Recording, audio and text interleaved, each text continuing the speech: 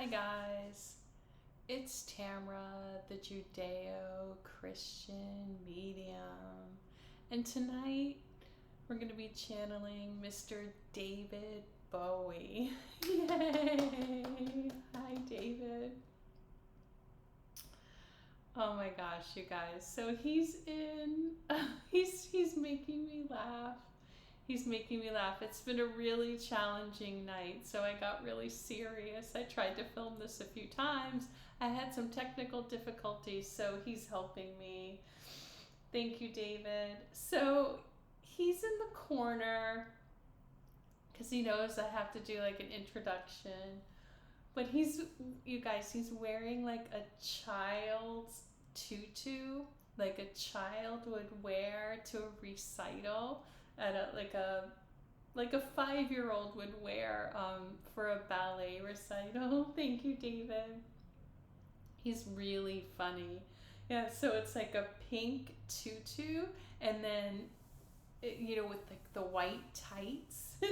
He's going up on his toes in those the pink ballet slippers. It's really cute, and somehow yet he also looks really manly. So it's crazy, but I will explain David Bowie's energy as we go along. Oh my goodness, my neck. So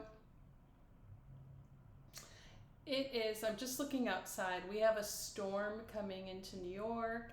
Today is Sunday, December 17th, 2023. We are in Capricorn season, and David Bowie is a Capricorn. Elvis brought him in. They hang out together. Elvis is Archangel Gabriel. David Bowie is a mixture of Archangel Sandalphon and Archangel Jerimiel, which is just a crazy mixture, which explains a lot of who he is, who he was in his last incarnation here. He is those two archangels, as Elvis was Archangel Gabriel. They hang out together. I'm realizing like this whole crew, they hang out together, but he's really close to Elvis. Elvis brought him in. My last channeling was Elvis. So guys, I have so much to tell you. So as you all know, my subscribers, I'm a Judeo-Christian medium, and I'm sorry if the screen is very dark. I realized tonight, as I was playing around with this, I like this because the stars glow, so it's really cool. So you can watch the stars and see them like real stars. They shine, they pull back, they shine.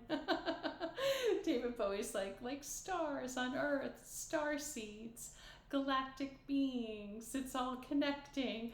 So, okay. So I'm a Judeo-Christian medium. That means I am Jewish and Christian. I discovered that through reconnecting to Jesus as a medium, and he told me that spiritually I am Jewish and Christian, and through my actual DNA in this lifetime I'm Jewish and Christian. And I've explained that a little bit in other videos. I'll explain it more in future videos. Let me sit back so there's a little bit less of a glare on my glasses. Okay. So, before we get started, of course, we have a siren. Even though it's Sunday night in New York City, we're going to have sirens. And as you can see, I'm wearing a navy sweatshirt because I am part of the Galactic Federation. David Bowie is part of the Galactic Federation. Other starseeds here on Earth now are part of the Galactic Federation, as is my whole team. And they have goals for humanity, for the universe. One of their big goals right now for humanity is to stop human SAS trafficking, things you've heard about, through conspiracy theories and other mediums, tarot readers, and now a lot of people are catching on. Some things have been exaggerated, and that is on purpose so that it has become like a farce, a joke, but it isn't. There's truth and there's a little bit of exaggeration. We will get into that at another time, but I am part of the Galactic Federation. They reached out to me, they've reached out to other light workers because it is an important time. And they are reaching out to everybody. So, as you all know, there's a lot going on. David Bowie realizes that too. We've talked about it. I just made a video on what's going on with Israel and Palestine, and David Bowie wanted me to also let you all know that even though I wrote down what Jesus was telling me for that video, it was actually, I wrote it down, but it was after I was shown a movie of it. So that's why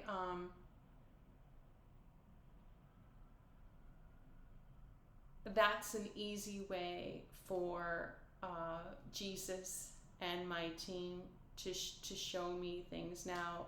Some people call it remote viewing, but it's like a movie.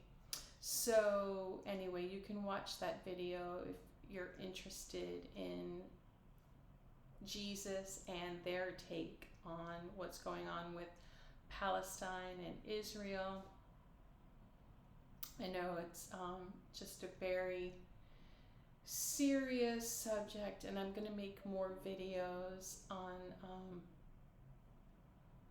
what this all means, what's going on, different timelines.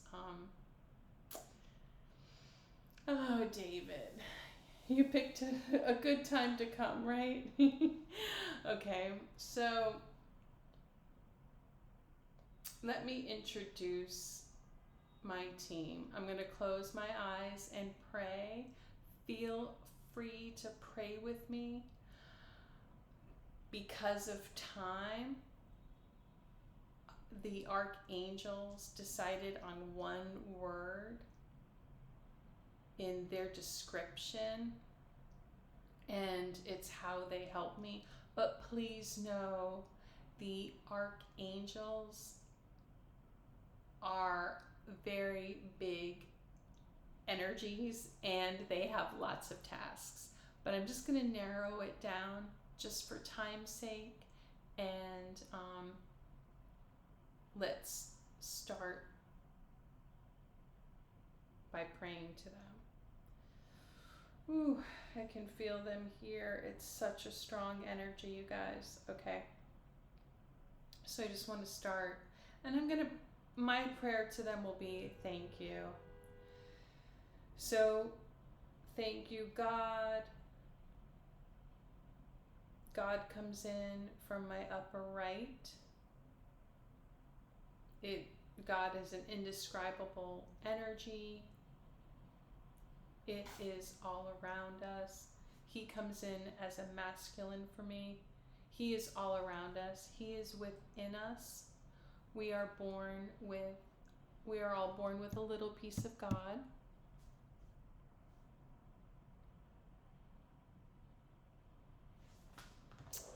Sorry, I'm a little distracted. Let me turn this on here.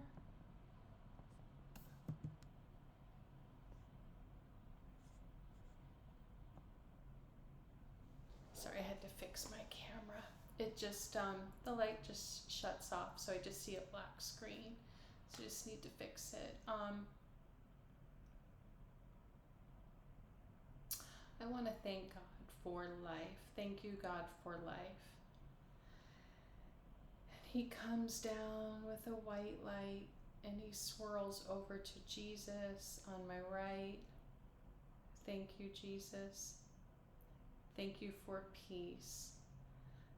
And as that white light swirls in to Jesus, it's gold, silver, indigo, swirling over to Mother Mary on my right. I want to thank Mother Mary for comfort. Thank you, Mother Mary. And she's also gold and silver, and she swirls over to Father Joseph, who is mostly white, silver gold, but mostly white. Thank you, Father Joseph, for stability. He swirls over in this little circle to Archangel Michael. Thank you, Archangel Michael, for protection. Thank you for spearheading the Galactic Federation and protecting us all and protecting the children. So Archangel Michael swirls over to Archangel Metatron. And I want to thank Archangel Metatron for entertainment. And it's swirling over. Archangel Metatron is a mixture of red and orange. And today he's very pink to honor Archangel David Bowie. And thank you, Archangel Metatron, for entertainment. He swirls over to Archangel Eric Medhus. So Archangel Eric Medhus is very indigo. And he's part of Uriel, but he's branched off to help us all. If you'd like to connect to people on the other side, ask Archangel Eric Medhus to help you connect. His mom, Elise Medhus, has a channel on YouTube. So you can, if you want to connect to her, she connects to other mediums, and she channels her son, Archangel Eric Medhus, all the time. He has lots of videos. Thank you, Archangel Eric Medhus. On the other side, it is his job to connect me to the spirits. All of them are helping, but that's what he has chosen to do as his purpose as of now. Thank you, Archangel Eric Medhus. He just gave me a little kiss on the cheek. Thank you. So Archangel Eric Medhus swirls, and it's right. Sorry, he's right in front of me. Archangel Gabriel, who is Elvis, who is here with, thanks you guys, who is here with David Bowie. You know, he brought him in, so thank you. Thank you, Elvis. Thank you for acceptance. And Archangel Gabriel's very red.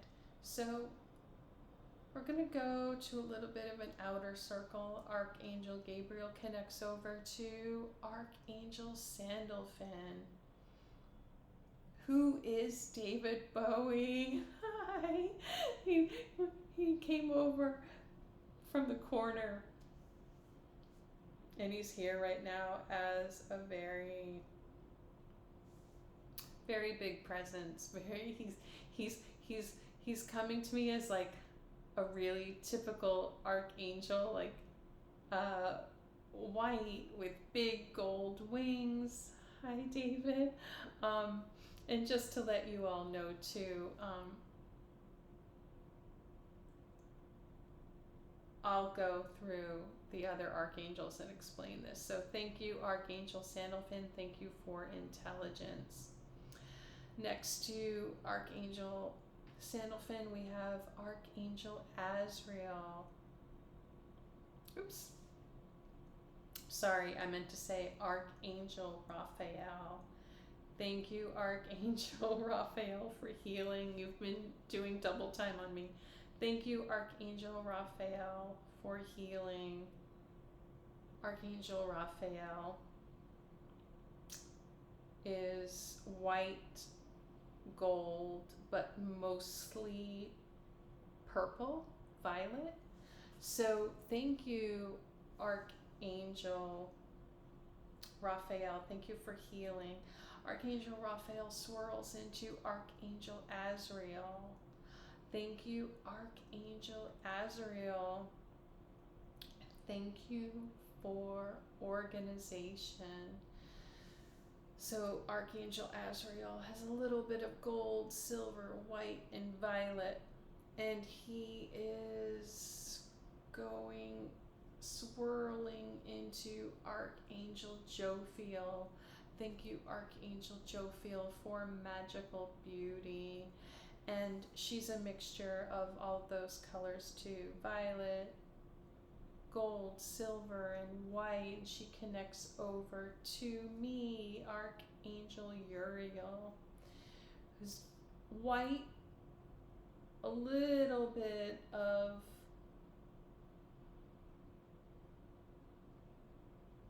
violet, and mostly indigo. So that's my aura. And sometimes a little bit of green when I'm teaching. So thank you, Archangel Uriel. Thank you for my mission. So Archangel Uriel connects over to Archangel Zadkiel. Thank you, Archangel Zadkiel. Archangel Zadkiel is swirling from indigo to green. Thank you, Archangel Zadkiel, for balance. And thank you, thank you for balance. And Archangel Zadkiel swirls over to Archangel Jerimiel, which is David Bowie. So now he's back over here, and he turned himself into a bullfrog, and he said that song, Jeremiah was a bullfrog.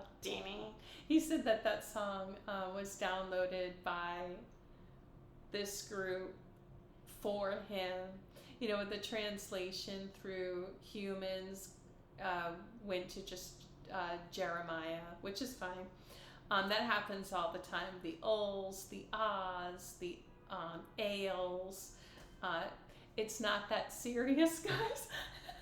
He's reminding me. I've had people message me, guys, and saying like that I should call Jesus Yeshua, and yes, that's what he was called, but it's okay that I call him Jesus. These okay, it's very hard to explain. It's twofold. Of course, it's important. It's just in the realm of what I'm doing, not always the most important, but that's okay. It's not that serious. Okay, so moving on, we have thank you, Jerimiel.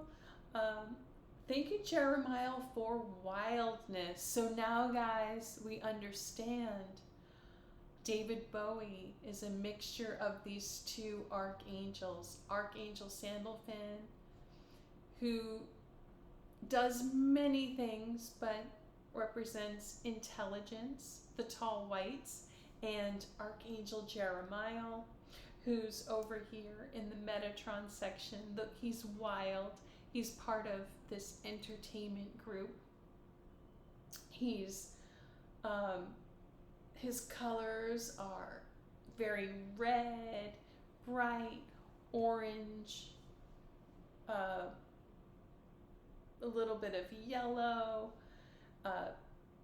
and is wild.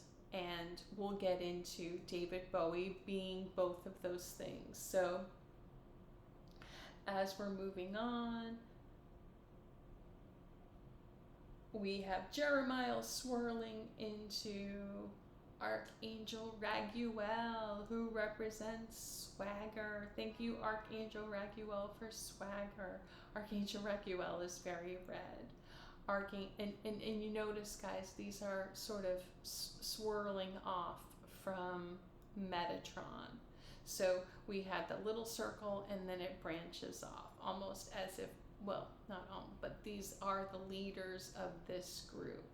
And we see here there's a rainbow which swirls down to earth.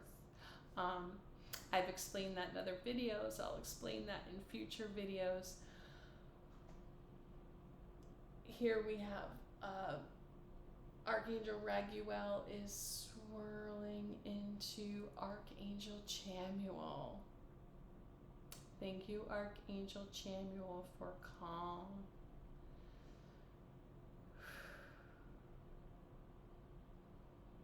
And Archangel Chamuel is presenting tonight as very orange. It's kind of muted. It's a muted, almost like burgundy. Yeah, very solid. Thank you, Archangel Chamuel, for calm. And they're swirling into, the energy is swirling into Archangel Ezekiel. And Archangel Ezekiel is like a yellow, like a corn color. And thank you, Archangel, and it's no coincidence. Thank you, Archangel Ezekiel, for nutrition. So Archangel Ezekiel is swirling into Archangel Haniel, who is also, she's very light pink. These archangels are masculine and feminine. Thank you, Archangel Haniel, for sleep. Many of you need that, so pray to Archangel Haniel for sleep.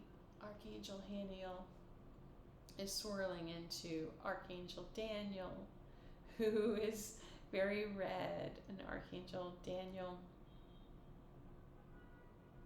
he's red, yellow, and orange. And as you can see, we went through the whole rainbow. And that's where the rainbow comes from, you guys. Thank you, Archangel Daniel McDaniel. Thank you for your humor. So it's very hard to explain. I would like to animate this. They pulsate, they swirl, they have different colors.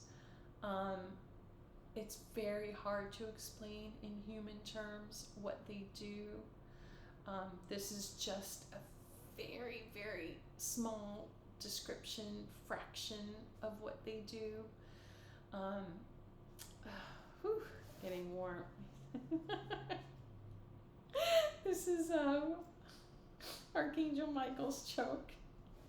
He thinks this is so funny, and he thinks I needed a jokey moment right there, so he asked me to do it. So guys, if I seem scattered, I am. If I seem like I have ADHD, I do. So this whole group does. It is part of who we are. It is part of being a starseed. They have told me that all starseeds are on the spectrum somewhere, having ADHD, learning disorders, or is it learning disorder? Learning disabilities, and somewhere on the spectrum of autism. So many don't realize it. Many would probably argue, but that's what they've told me. So myself, along with Mr. David Bowie, everyone that I've channeled, all of my stars, my star seeds, my galactic beings, and probably you, if you're watching this, if you're still watching this at this point, because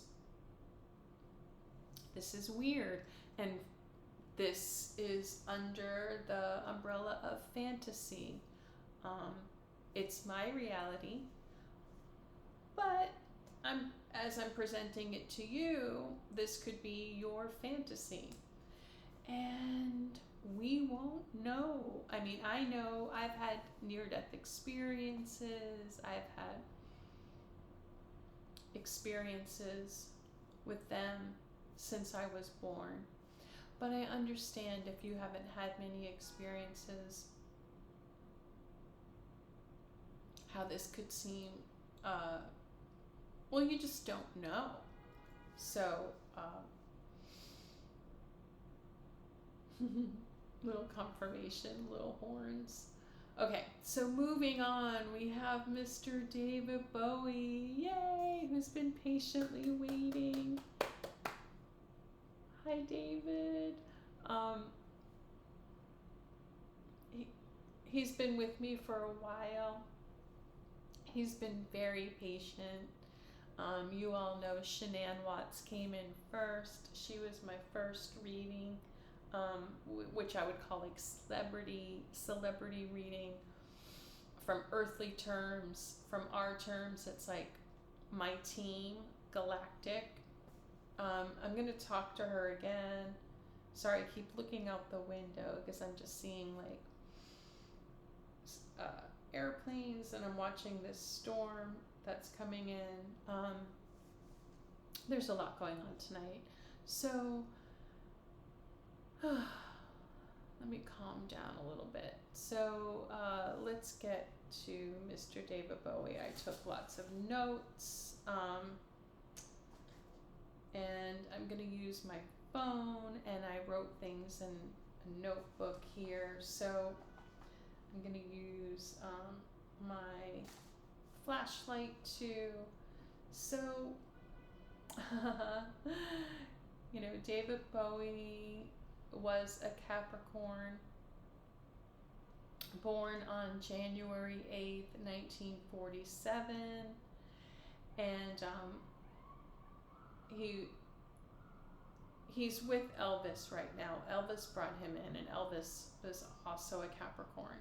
And, you know, we're in Capricorn season. Jesus decided to celebrate his birthday December 25th, which is in Capricorn. So we can see this big connection here. And David Bowie said, it's the goat.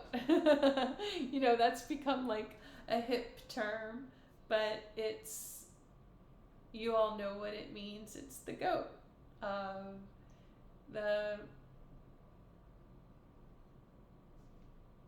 The best. He's looking down. He's not saying like he's the best, but it kind of comes with the territory of him being Archangel Sandalphon. The goat also means like an elder. In the Galactic Federation, the angelic realm, he is an elder, a grandfather, and he'd like me to remind you too, how does this all tie into galactics? Well, they're all Pleiadians, Arcturians, and tall whites. And let me briefly explain that. What they have told me is that when God created humanity here on Earth, he got together with the Arcturians, the Pleiadians, the tall whites, and the reptilians. And my group here, I'm Archangel Uriel, Um, I am all three, and this circle here are all three. We are Arcturian, Pleiadian, and tall white with different variations, and like I'm very Pleiadian. I'm also Arcturian and tall white.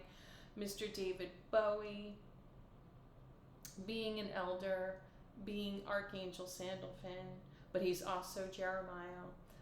He's coming to us right now as Archangel Sandalphon, very tall white.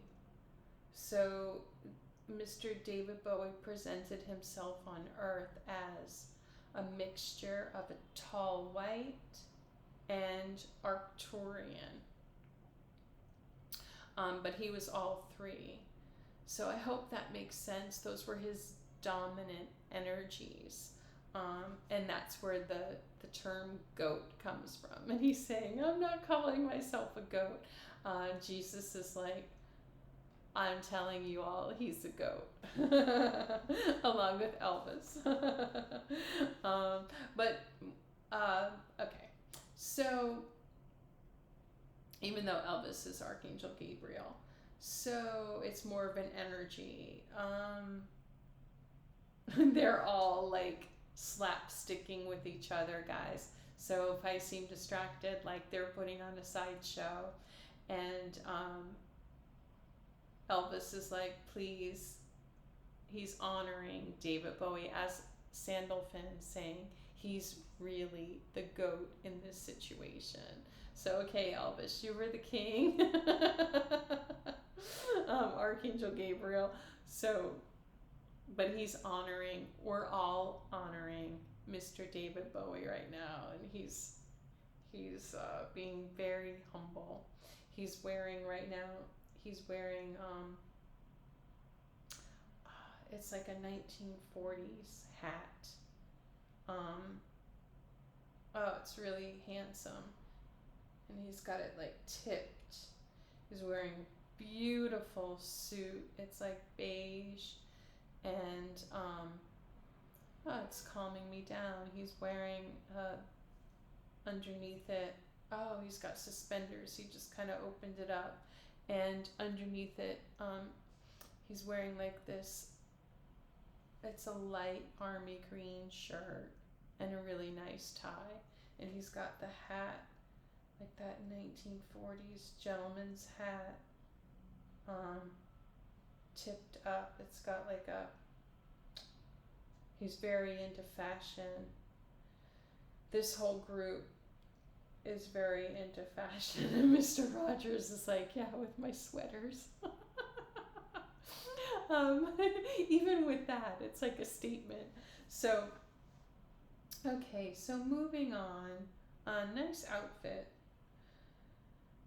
His name was David Jones, but as many of you know, if you're my age or older, Davy Jones was already a celebrity. Maybe someday I'll do him. I loved him.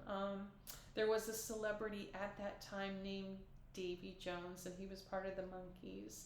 So David Bowie changed his name to Bowie.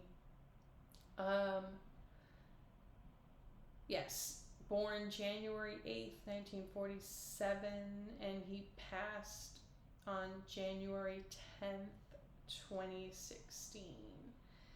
And that was a big time for 2016 for a lot of star seeds to leave, and that's when he left. That was an exit point. He died of liver cancer at the age of 69. He died pretty close after his birthday. And let me fix this here. He's saying that's common, and you guys will see that it's a common exit point for people to pass near their birthdays. Usually they wait. It'll be like right after. Okay, so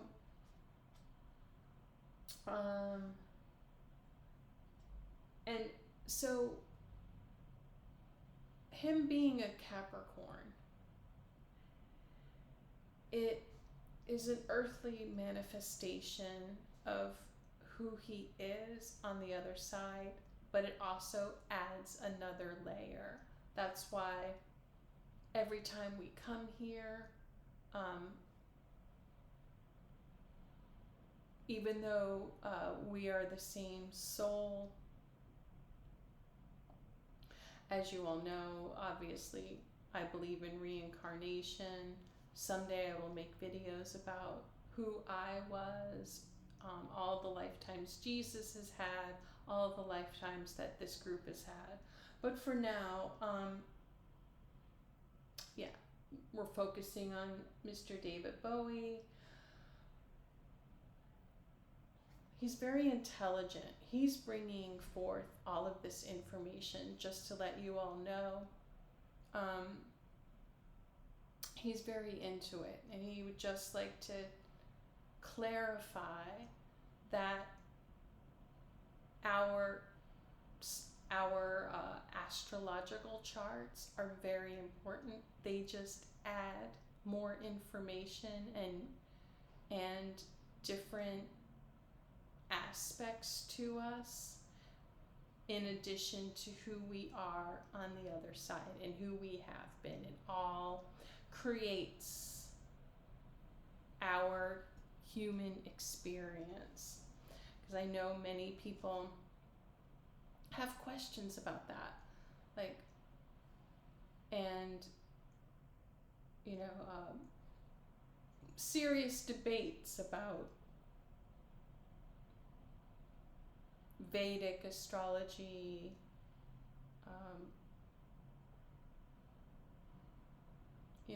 all the comparisons, and then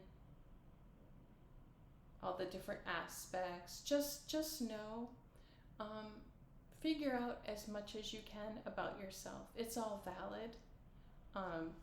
So moving on from there, he wants you to listen to, even if you're not Christian, he loved singing Little Drummer Boy with Bing Crosby, and he's with Bing Crosby right now. Hi Bing. They're all here with him, supporting him, and maybe, I'm guessing at some point I'll bring in Bing Crosby. So maybe you all don't know exactly who David Bowie was when he was here. He was an English singer, songwriter, musician, and actor, considered one of the most influential musicians in the 20th century.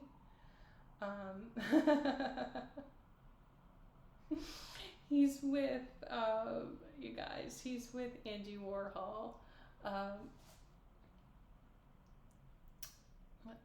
I can feel them. They're all in my mind's eye, and I can see them. So he's with Mr. Andy Warhol, who is very heavy, tall, white.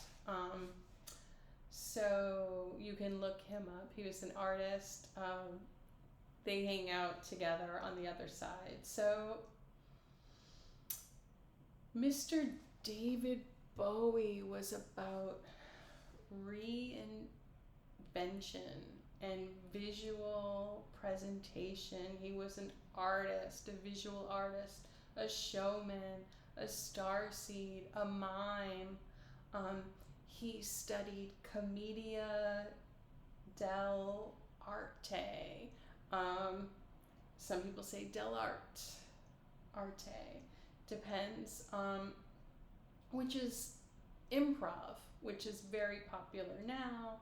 I did improv for far too long. I think I did improv off and on in the city here. And you can see David Bowie and I are very connected. And I think I said he is a fatherly spirit to me. Now that's in this realm, but just to let you all know, they've explained it to me. He and I talked about it. Anyone who comes in as a motherly, fatherly figure, them and their twin flame, they're all part of the same soul group on the other side. So he's a fatherly figure to me on the other side, and he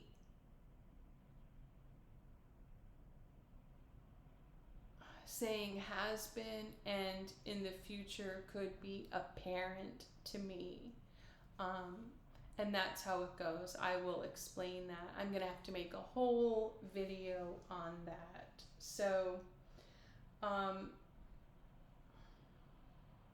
yeah, very influential. He's saying it was hard being a mixture of Sandalphon and Jerimiel on Earth, and also being an entertainer. So thank God he found his, oops, sorry for the light. Thank God he found his twin flame Iman, because guys, people did not get him. They loved him. They admired him, but they didn't get him.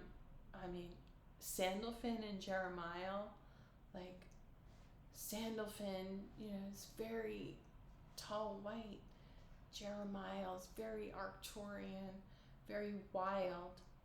She's like, people are like, are you an intellectual? Are you some fashionista? Are you just a wild, crazy man who does all these substances? And he's like, he was all of it. So it was tough. He was actually more,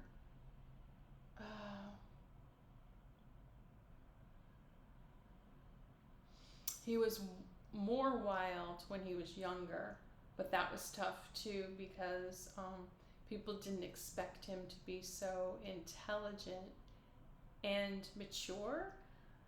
It's like wild and mature. So people had a hard time disciplining him, teaching him, but oh, my neck, sorry for the sirens. Ooh, that's a lot. Wow.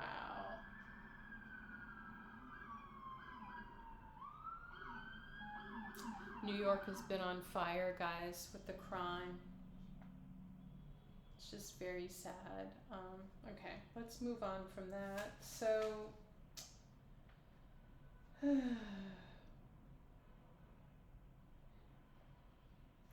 he balanced it all out with art. That was his balancing of his intelligence and his wildness. Art balanced both of those out. He's like, oh, thank God. Can you imagine if he worked in an office, this wild and intelligent? Yeah, he's saying that he would have to be the CEO, or he would get fired, or bullied, or both. And sorry about the light, guys. I want to keep it somewhat dark for the effect of the stars. I don't want to wash out the stars. So, let's see here. Yes, okay. He said his two sides came together as he played a character, and you guys can look this up, Ziggy Stardust. It was an album and a movie, and Starman. So that, he came up with these alter egos, and he was getting all of this as a download from his higher self as an archangel, galactic being, and this group here. So you can see I'm using the terms galactic being, starseed, archangel. For him, I'm using all of these terms. The word just left me, but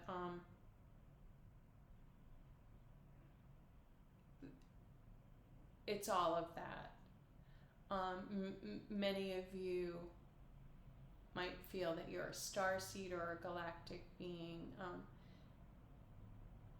and I have other videos on that. If you'd like to watch those videos and see what resonates with you, you can watch other people's videos too.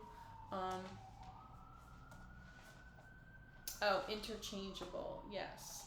So he was all of those things. And he was a medium. So he's saying he was constantly getting downloads about all kinds of things. As mediums do, he was getting some prophecy, he was getting downloads about what music to make, what to wear, what trends were coming in, and sometimes he did quell that. It's intense with substances, as many artists do, many galactic beings, starseeds, to calm down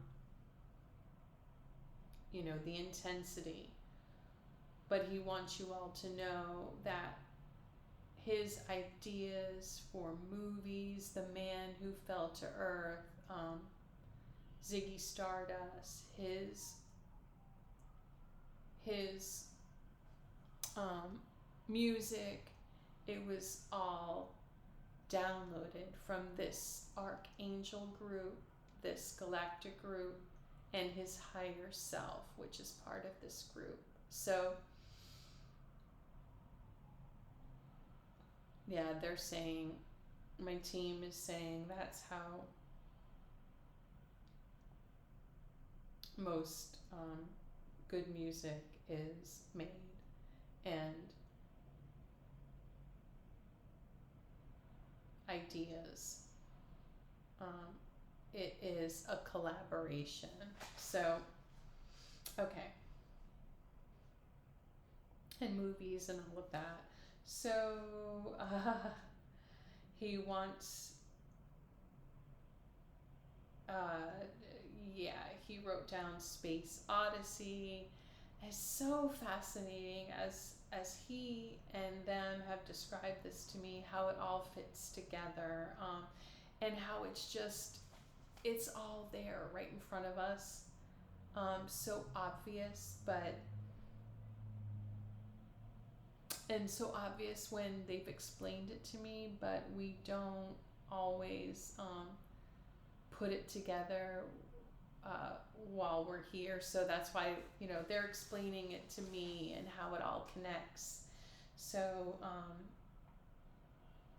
he made Space Odyssey, Ziggy Stardust, and the Spiders from Mars, and that is a representation of spiritual warfare. And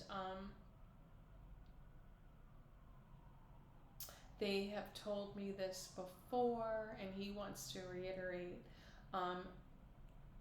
reptilians originally come from Mars. I know, like we all have said, oh, there isn't life on Mars, but there was, and energetically, definitely, that's where reptilians come from, which makes a lot of sense. Reptilians are tough. Oh, more sirens.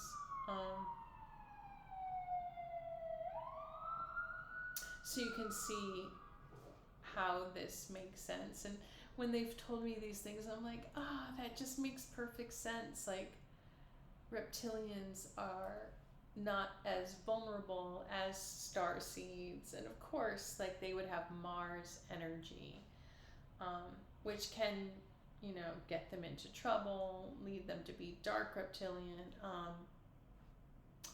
These are all, I've talked about these in other videos, and I will talk about these more.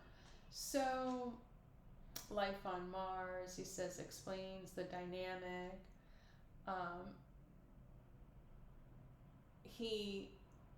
Mr. David Bowie, has spent so much time. He wants to talk a little bit about ships, starships.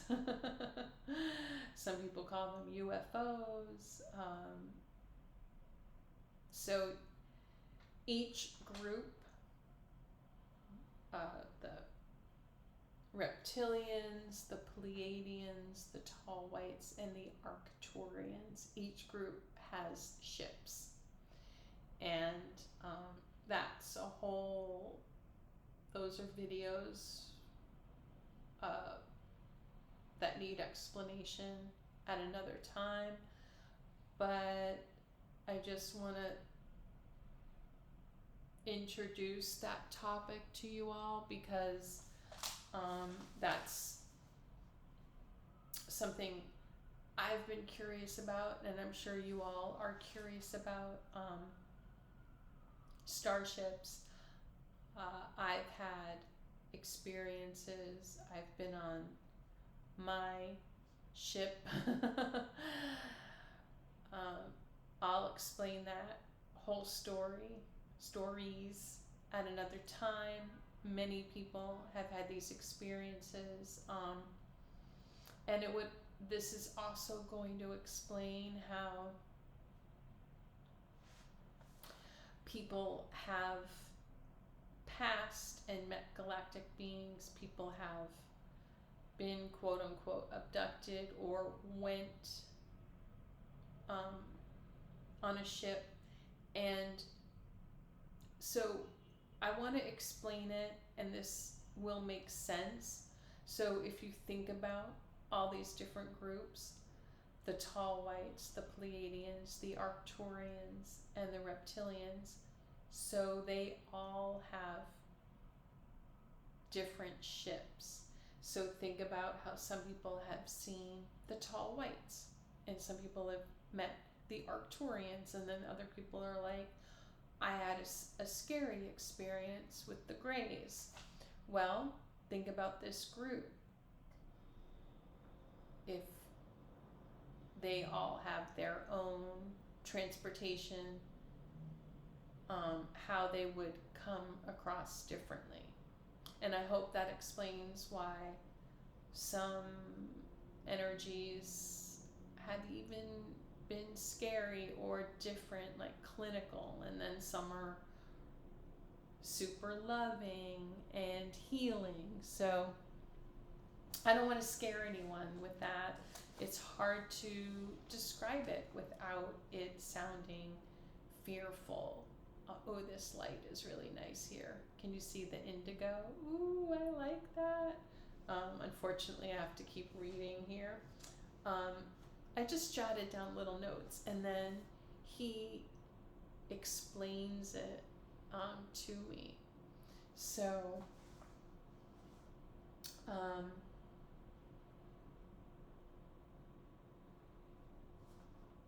he said he felt like an alien when he was here. And he wants you to watch that movie, The Man Who Fell to Earth. It's real on some level. It's about the tall whites. And I don't want to explain the whole movie to you guys, but just when you watch it, understand that it's real. On some level, it's a biography. So, he felt like an alien. Sometimes he embraced it. Sometimes he got really carried away with it. He self-medicated. He had ADHD, and as many of you know, ADHD, people who it responds well to stimulants, and so he's not mixing up all my metaphors because they're all talking. They're like, he's not making any bones about it. Is that a British thing? I don't know. He's saying mincing words, making any bones about, I don't know. But they're all laughing. So he's just going to come out and say, I should say this, like Coke. I guess I could say the word Coke. That was a big thing for him. And then I just wrote down some things I've already said, but yes, I wrote just androgynous. He played around with that.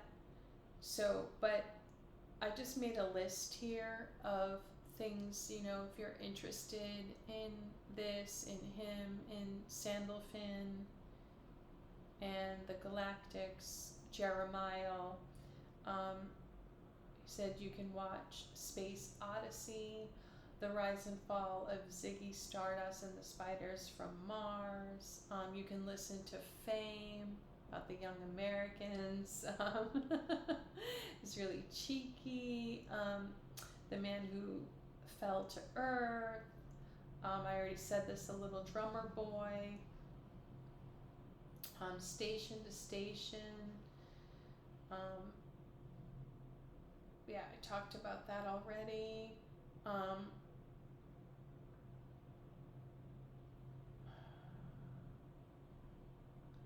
wrote WW, the Berlin, I have to look this up, the Berlin trilogy.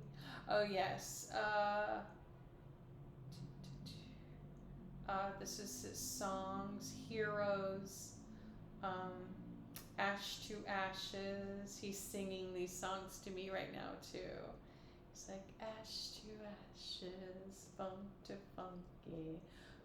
Oh yes, we all know that Major Tom's a junkie. So this is autobiographical. You know, not that he was a junkie, but you get it. Like, this is him. This is a mixture of him, where Major Tom, he's a leader, like Archangel Michael, Sandalphon of the galactic beings, but he's also Jerimiel, and he was wild, experimenting. There's so many references. It's like we should all know, if we were ever into David Bowie and then into spirituality, but I wouldn't have put this all together. It's like, you know, though, on a certain level, but they've explained it all to me, which I'm trying to explain to you. But it's so fascinating because after they explain it, it's like, yes. And then he wrote Under Pressure, and he's singing that now. Guys, that's an amazing song. He's sang with Freddie Mercury, who he's with. Hi, Freddie. Definitely want to talk to Freddie soon. Okay, moving on. They're all singing Let's Dance. Put on your red shoes and dance the blues. That's how he's singing it. It's very like low. Oh, let me fix my camera so I can see it. Sorry guys. Close up of me. Help. Okay. So he's now talking about he'd like you to watch the movie The Labyrinth, especially if you are Gen X. It's a big Gen X movie, and he pointed out to me this theme that many might have missed in this movie, because you have to understand this group, when they download music and movies to people, there's a lot of subtlety. There's a lot of message, and it's depending on where we're at in society, where we're at spiritually. But at that time, this was a message. It's a very specific message, and the young girl in that movie, like if you look at that movie, it's very much like The Wizard of Oz, but there's a big message in it, in the being that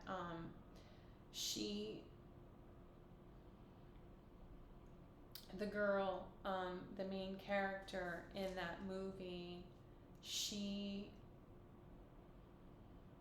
is a starseed, is an empath, whatever you want to call it, and her parents were dark reptilian, and they were taking advantage of her. And this was actually they told me, a big thing in Generation X, especially when the ones who had younger, like boomer parents. Jennifer Connelly's the actress, thank you, who played in this movie, but the character, it represents, and the story represents a starseed girl who's taken advantage of by her dark reptilian parents, who use her as a babysitter. They go out all the time, and she gets so frustrated because they're so disrespectful of her being a child, of her needs, and she gets so frustrated that she wishes the baby was gone. And that's so not true and the core for her, and so far removed from being a starseeds protect and nurture children naturally, but this is the lesson in this movie. She had been around these dark reptilians who were taking advantage of her for so long that she became hardened. And the lesson of the movie, she had to go through this incredible journey to get her baby brother back, because she, in the movie, she was a powerful being, and she said out loud, take my brother away.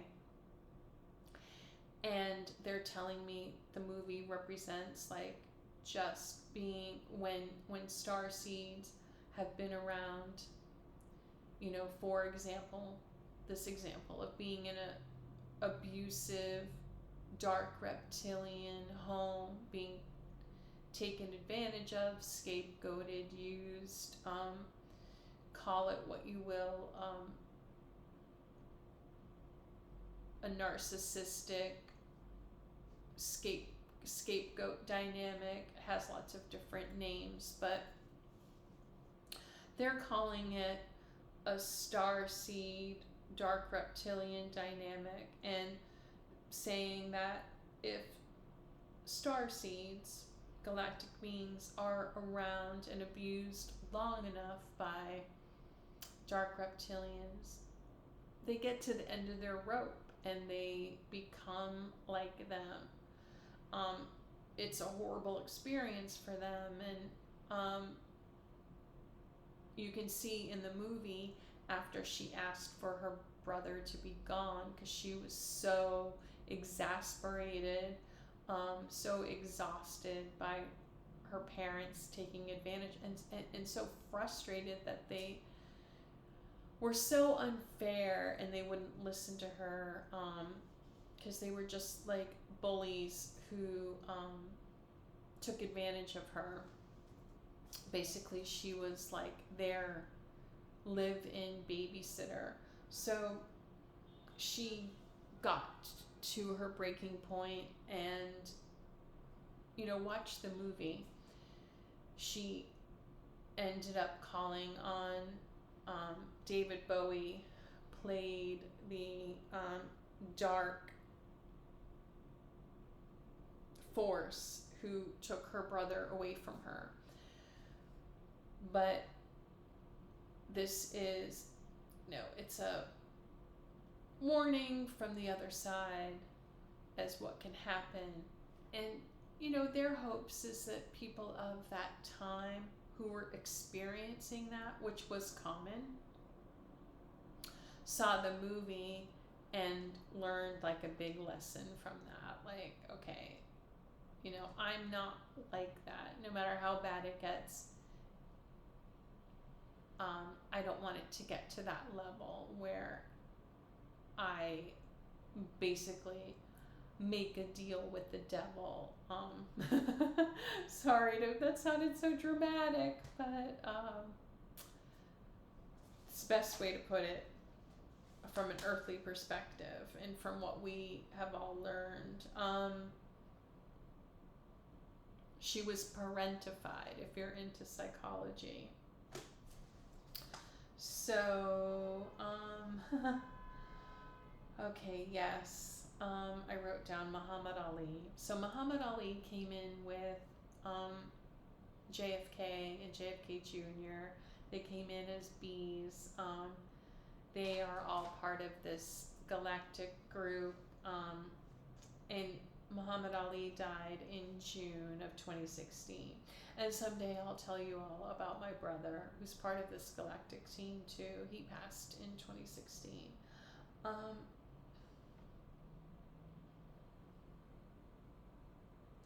Okay, so switching topics altogether, David Bowie would like to tell you his first wife, Angie Barnett, was a dark reptilian, and that was a big regret he had. He doesn't regret the son he had, who is a starseed, Duncan Jones. David Bowie is very proud of him. If Duncan Jones, if you're watching, you're a class act. Your father is very proud of you. This whole team is proud of you. The fact that you kept your name, Jones, you could easily have changed your name to Bowie. And we see that a lot. Not so much with like children of celebrities, because they oftentimes really would like to make it on their own, even though they have the talent, the DNA talent oftentimes. But we see this in exes who, especially like dark reptilian exes, who are married to someone famous for a short period. They keep the name, or they maximize on the name.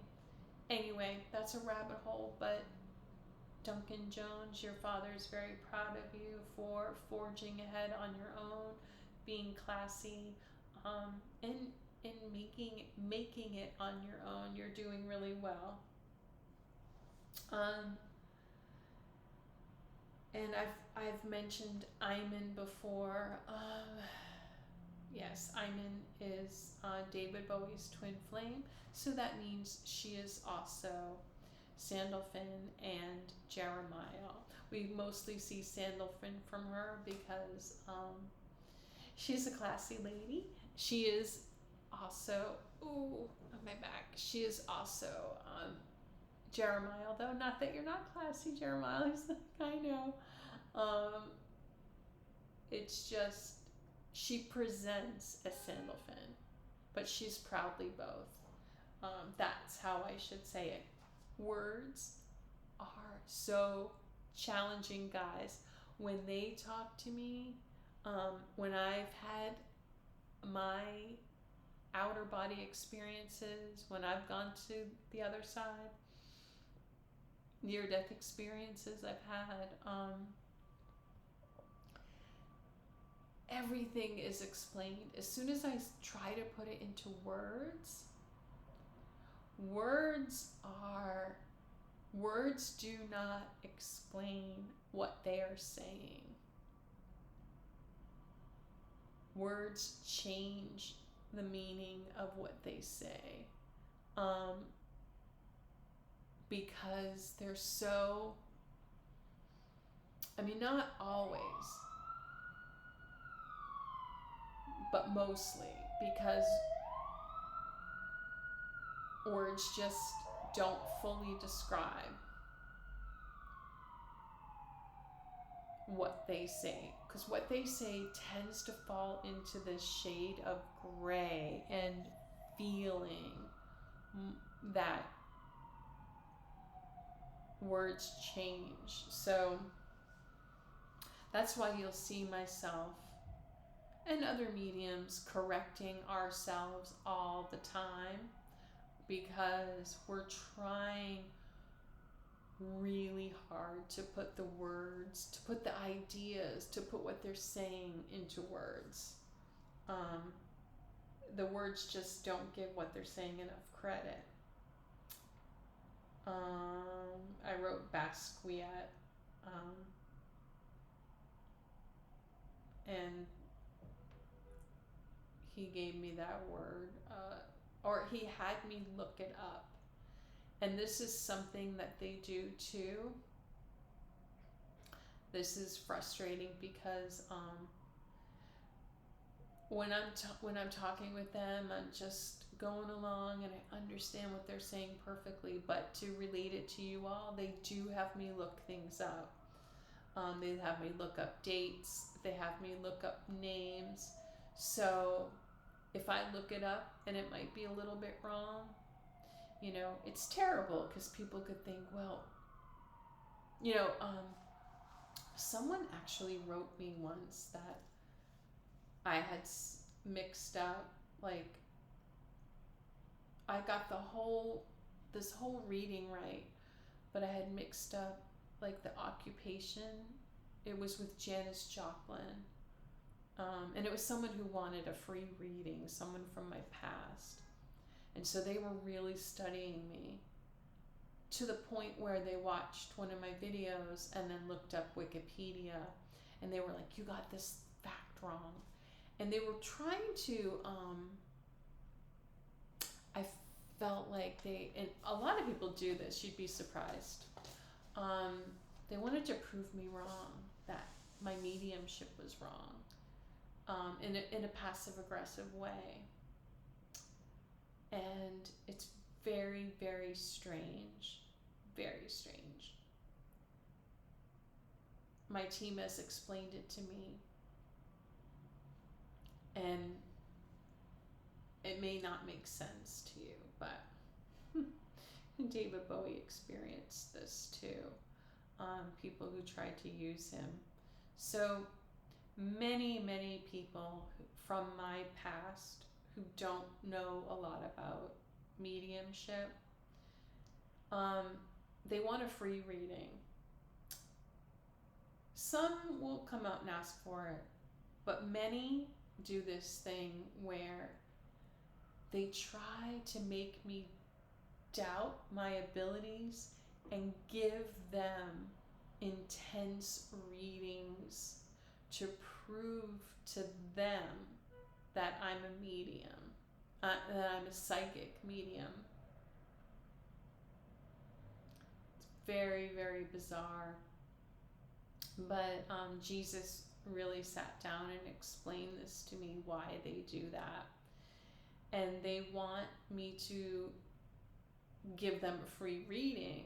They actually do believe in me, but they try to find these little ways to neg me, to create doubt in me, so that I will basically work for them.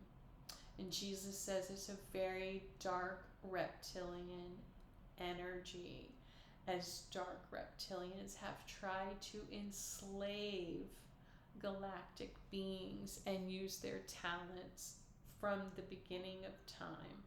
And that's basically another way that people are doing that. So that's what this woman was doing. It's crazy.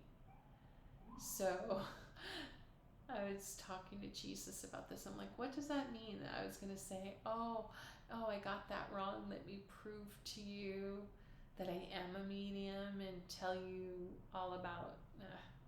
Anyway, so little rabbit hole there. I wrote down some of this. Sometimes guys, David Bowie just start talking to me and I just write things down and I can't remember. But he's like, just tell him, like Nikola Tesla, some of you are into him. I'm going to be doing a reading with him. The Prestige. So, okay. David's telling me he loved playing Nikola Tesla in this movie, The Prestige. Okay. And they're together too. Nikola Tesla is obviously a tall white, and many of you have been watching me long enough that you figure out these things before I tell you, before I put it out. Many of you are figuring out people's galactic influences by looking at their eyes. One of my subscribers is really good at noses and is starting to be able to recognize people's galactic influences by their nose. It's amazing. Okay. So, this is where, David was explaining to me about how he's a fatherly energy for me. And if you've watched my videos, you can see that I've explained some people are children of mine, some people are parents,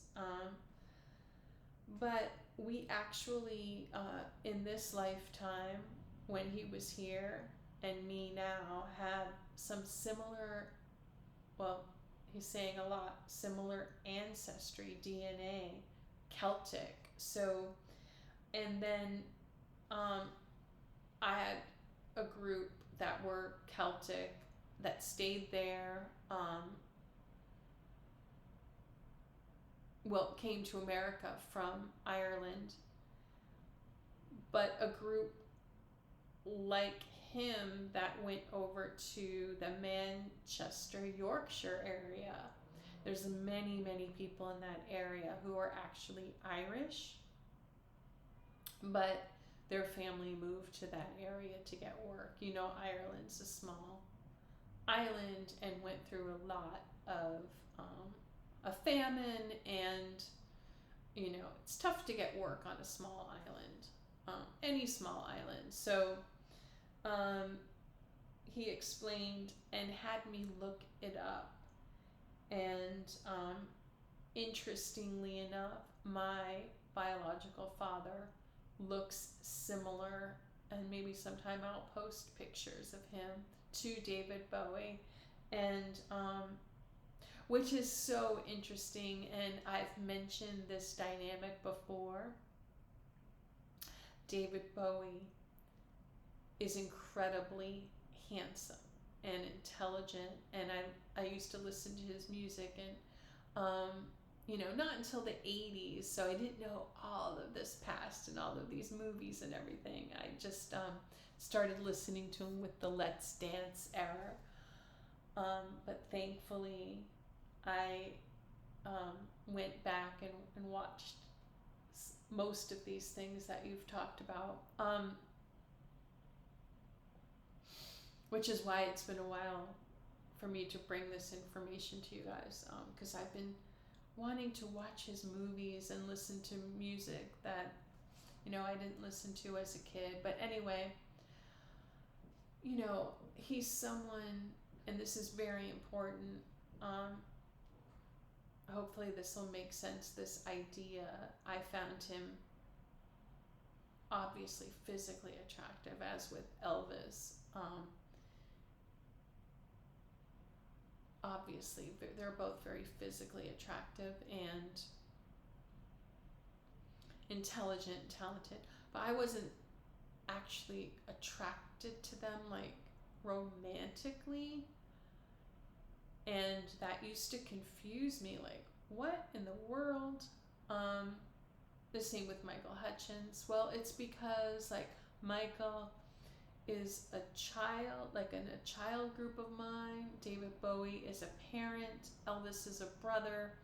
So we're not meant for everyone, and this is a huge deal that Jesus really, really wants to talk about, is especially with nowadays, with how free-loving, putting it nicely, everyone is. It's like, ooh, we're not meant for everyone, and everyone's not meant for us, guys. Just trust that initial feeling. And women more so than men, because men tend to, especially, if it's a culture that gives leeway to being, very physical, which ours is right now.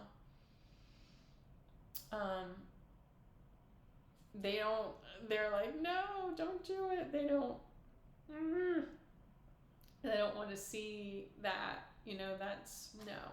So pay attention to that, guys, who you're like really attracted to. And they're telling me that Shakespeare saying, which I'll talk about. I keep telling you guys I will make a video about Shakespeare, but to thine own self be true. It's really at the core of everything. It's just really the best advice. It helps with so much. Okay, so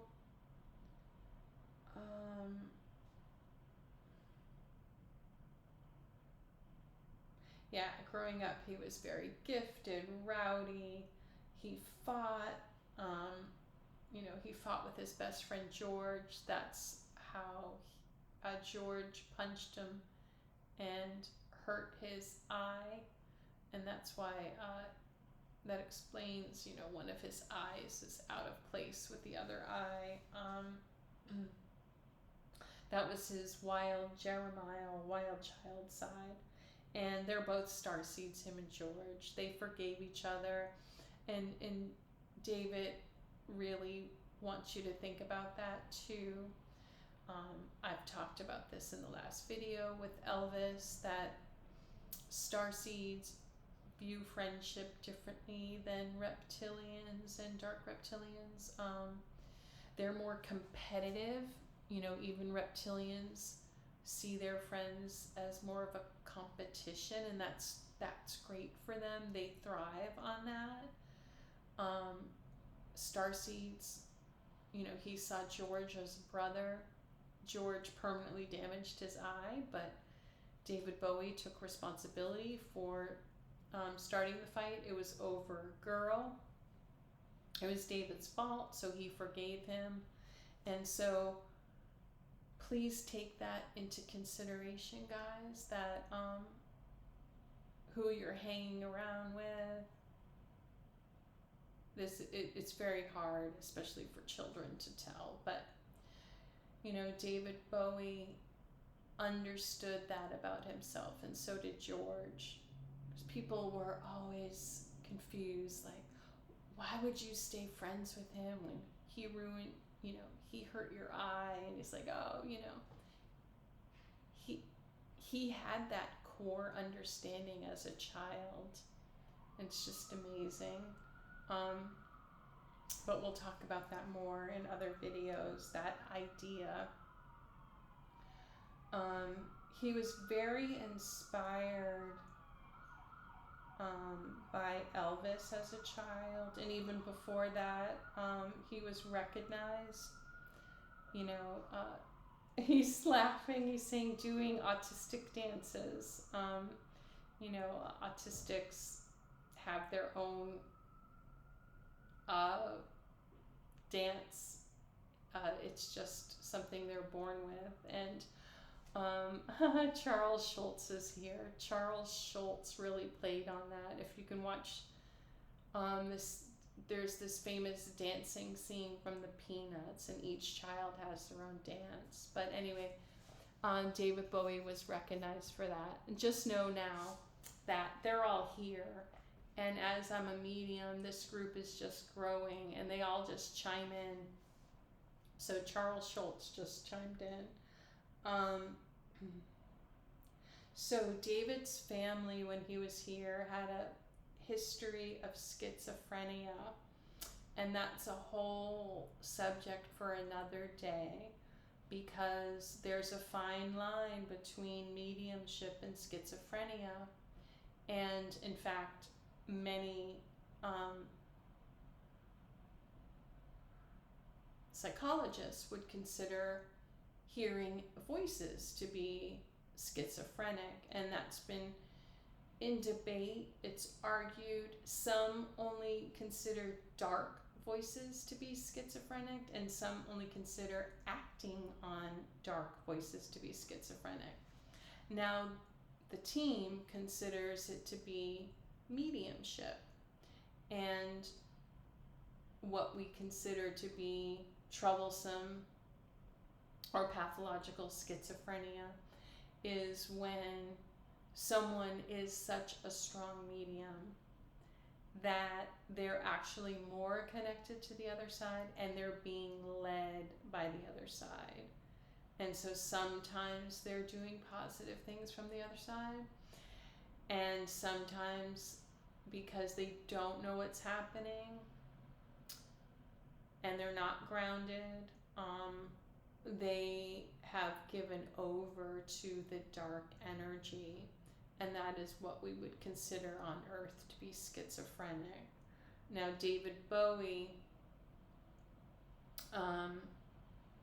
he says he did have dark periods, but he was strong enough to overcome it.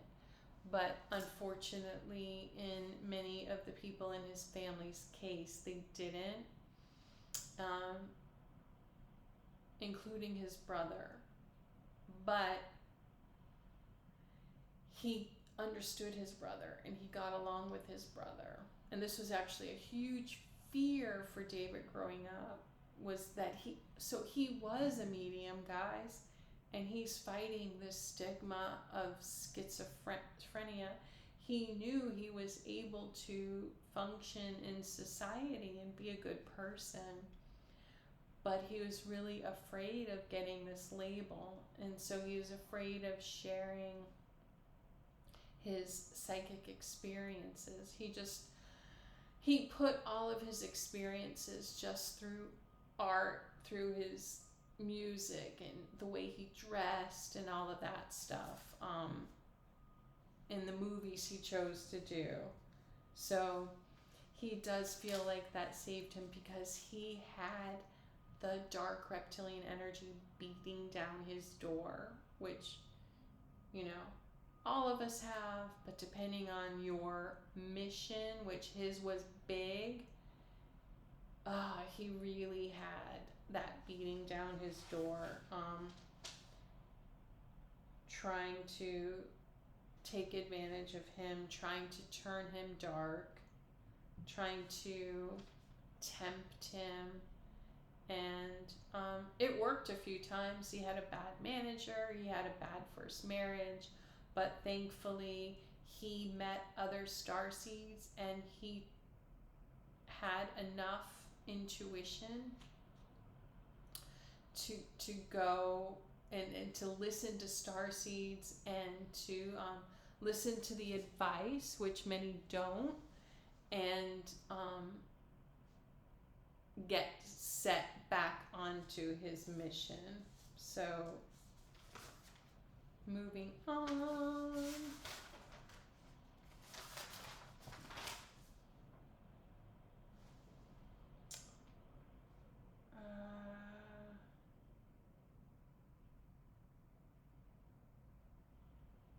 He wants you to watch Cracked Actor.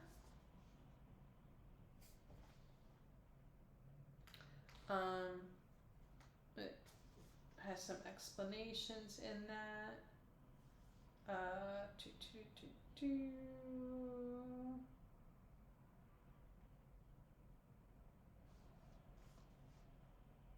He's so, him and the whole team, sorry for shining that light in your face. I'm using my phone light to read.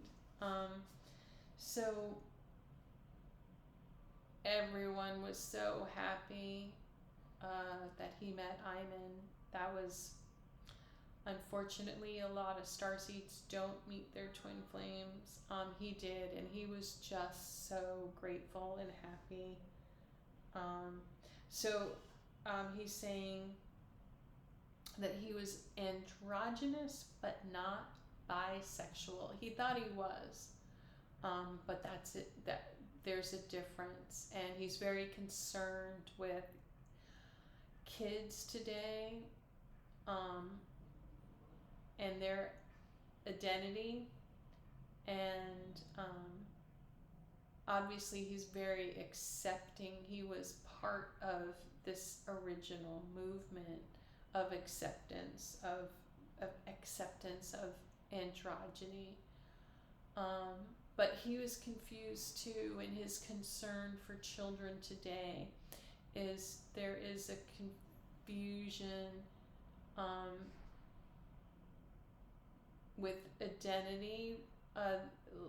Like throughout the ages, people have been confused with their identity. But as many of you know, and David pointed this out to me, that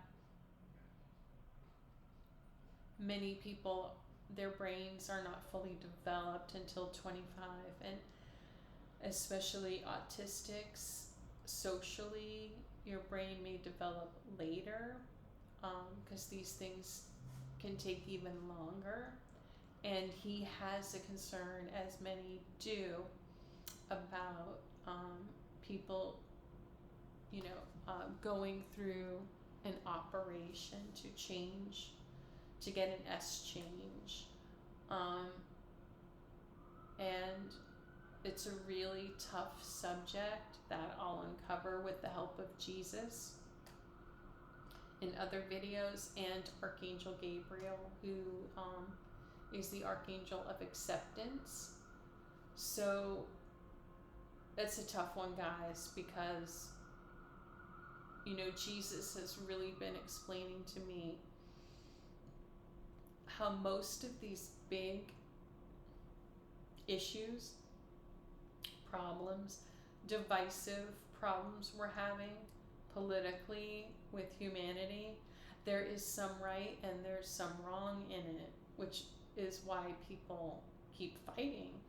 Because yes, there are some people who Jesus is saying a small percentage of people are born quote unquote into the wrong body. There are tons of shades of other things. There's androgyny, bisexualness, and you can see in our culture, even me wearing a sweatshirt, I wouldn't wear this sweatshirt, in many generations, but it's very masculine. But I'm representing the Galactic Federation, but they're just explaining how some things are trendy, and their concern is that it's very painful they want you to think of it in terms of your own growing up. Imagine anything that you did as a child or teenager, or even like in your 20s. I know myself, I was very socially immature. So they want you to think about like doing something permanent.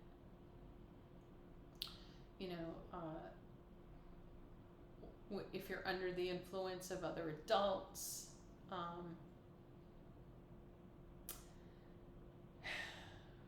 So they have David Bowie is telling me he has a big concern about dark reptilian adults. You have to understand that means psychopaths, sociopaths, just narcissists. They feed off of emotions. So picture a dark reptilian parent having a confused child and getting them to do the S-change operation. You know, the dark reptilian would get lots of narcissistic supply, energy, sadistic pleasure out of having that happen, where it could permanently scar their child. And that's just an example of, they're saying that they're seeing a lot of this happen. Of course, it could be, you know, a misguided reptilian parent or even starseed parent doing the same thing to a reptilian. You know, it's but they really wanted to use that example as, you know, something that they've seen, that they wanted me. It's a scenario, but any way that you look at it,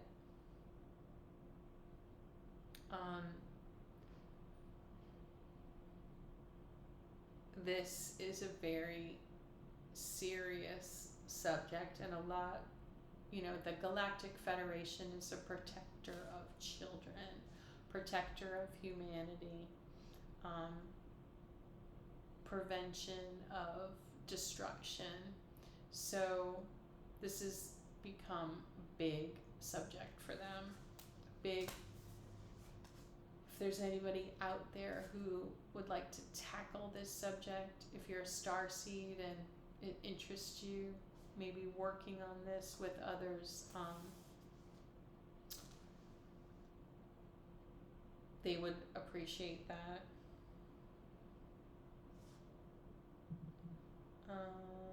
Okay, so he wants to talk about how he was the dark reptilian energy.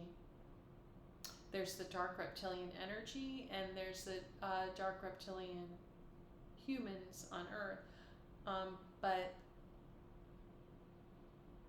right now he's talking about the dark reptilian energy that hangs out in the fourth dimension, that feeds off of humanity. Now my galactic team, they're from like the 7th up to the 12th dimension and beyond. The dark reptilian energy hangs out in the 4th dimension, so it's just right above humanity, always feeding off of tempting humanity to, you know, do things.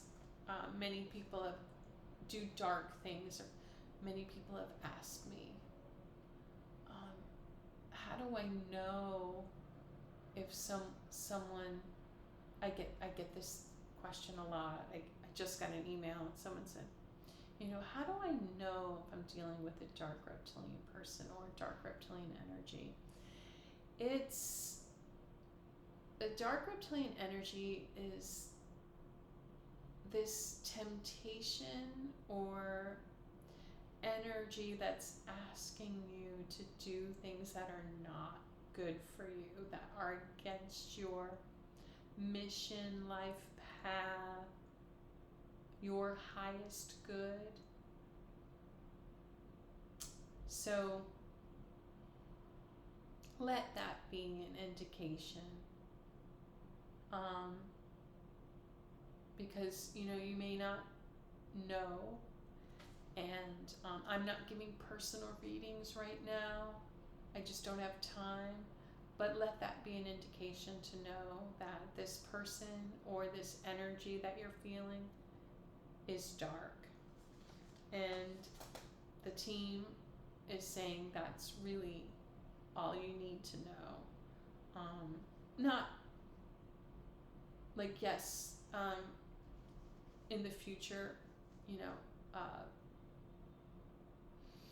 myself or other people can read for you.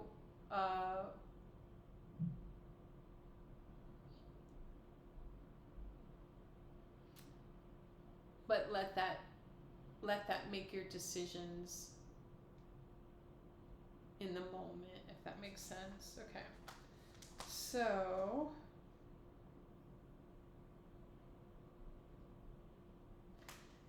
he battled with the dark reptilian energy through one way that it got through to him and almost did him in was substance abuse. So substance abuse is a channel for dark reptilian energy to get to you. And it's a way that many starseeds are tempted by the dark reptilian energy because it knows that it can get to you. So especially David Bowie wanted to say, depending on where you are in the ADHD spectrum, you're very vulnerable to substance abuse, which brings in the dark energy, and especially starseed men are very susceptible to bringing in a reptilian energy through physical contact with an attractive reptilian women are very attracted to starseed men, and if they have relations with the dark reptilian women, they bring that energy in. So David had both with his first wife and then with substances. He really fought a battle that not many saw, battling the dark reptilian energy through that came, he brought that into his life through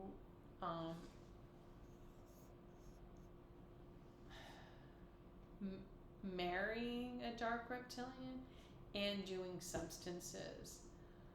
But he's such a higher being, and he had so much spiritual assistance that he was able to fight it.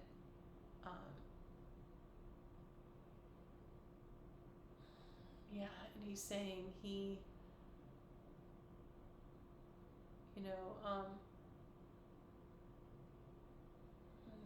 he's like a commander, a chief on the other side of, we said earlier, goat, elder,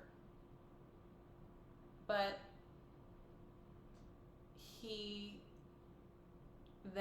they really watch over people and are there if people ask for help.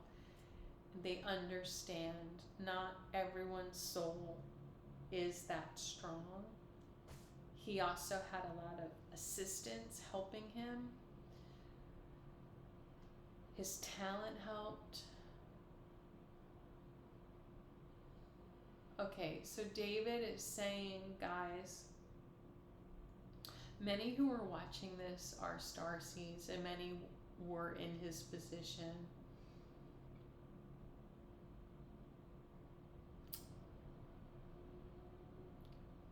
It was just a couple moments in his life where he recognized star seeds and good influences, and he listened. That's where he got his assistance. Now, they do talk to us through our intuition,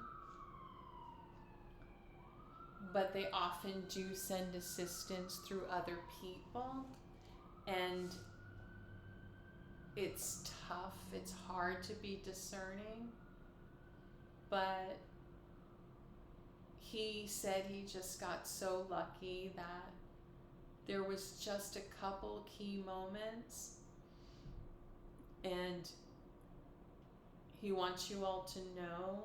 I had a life review. I'm still going through it now, and I'll get into that in whole video, other videos. But they show you these key moments in your life where you make one decision and it changes so much. His decision to marry his first wife, his decision to do substances, but then also his decision to listen to another starseed on how to get out of his situation, and then to like actually ask Iman out on a date and then ask her to marry him. Like, he trusted that. So when you have your life review, they're going to go through and show you these circumstances where, you know, you may have asked for help and the help came through like a person, a situation. And they showed me, guys, they showed me so many situations in my own life. Just simple situations of chance encounters with people who could have really helped me with, you know, what I'm going to be doing from this point on. But I'll get into all of that at another time. I think you all get the point. It's very hard to put into words, but David really wants you to know. It's tough because he understands it could be putting pressure on you. Like, oh no, like, is this the right person? Like, you know, you could stay stuck. He doesn't want that to happen. But anyway.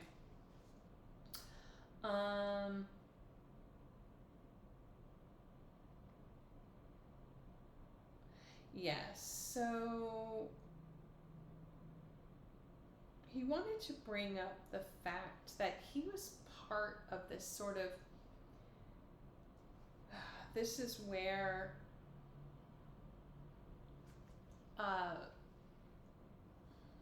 they've tried to explain this to me. He's tried to explain this to me. It's this gray area. He was part of this sort of anti-puritanical movement, acceptance of androgyny, and he's upset as to where this has gone. And like everything, this movement started out to help people accept like different parts of them, not just be like a rigid carbon cutout of a person, but like everything, things that started out positively and with a positive role model, the dark reptilian energy grabs it and makes it dark. So a lot of these like songs and movies from the 70s, 80s, 90s, you know, this is our generations. I'm talking to you guys, or you're influenced by this, our culture. You know, there was this original idea that came from this group and from starseeds about breaking out of the mold, figuring out who you are, you know, bringing some pizzazz to life and things like that. But it got taken over by the dark reptilian energy to the point where it's become a circus. Like David Bowie, when he was here, even was a classy person, intelligent. he wasn't trying to create a circus and a mockery out of everybody's lives. And they've been coming through trying to talk to me about this, like, you know, like rock and roll and things like that. It's kind of rebellious, but they didn't want everyone to be living in a rebellion 24/7. And David is bringing up, he wants you to watch the Christmas show at the White House this year with the Bidens. And he says, like, that's so, I'm trying to put it into words. So he could see, like, things that he was bringing forth in interpretive dance. And Elvis is talking about dance and how they were unique. How it has, let me turn this on. How it has mushroomed into this crazy dark reptilian. So guys, please watch the Christmas special from the Bidens at the White House. That is actually, that interpretive dance that they did is, it's very dark reptilian, which, you know, I've been told Joe Biden is. So that goes right along with him, of course, but the symbolism, the guy with the mask, like a pig mask, and for Christmas, that is a dark reptilian coming through under the guise of Christmas.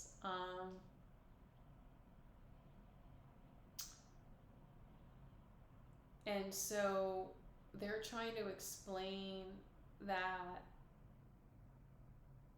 what they were trying to do, like Elvis with his dance and David Bowie with his dance and their art and their creativity, they were performers, and it was a different intention than that we saw at the White House. It's just a perfect example. That is a mockery of Christmas, of the holiday of Christ.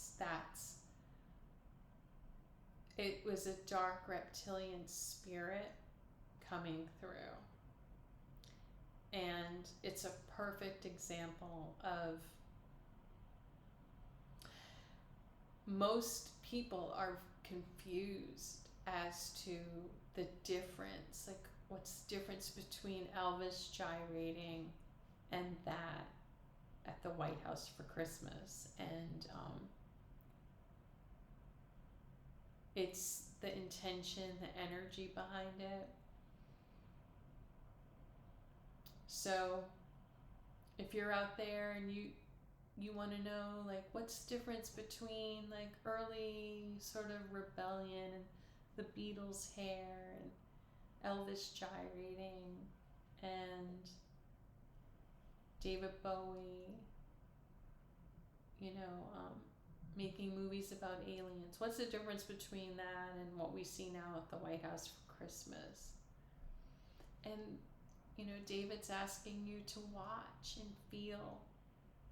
Watch him. Watch Elvis. Watch John Lennon sing and try to feel what their intention was in comparison to how you feel when like Joe Biden speaks, or his choice of entertainment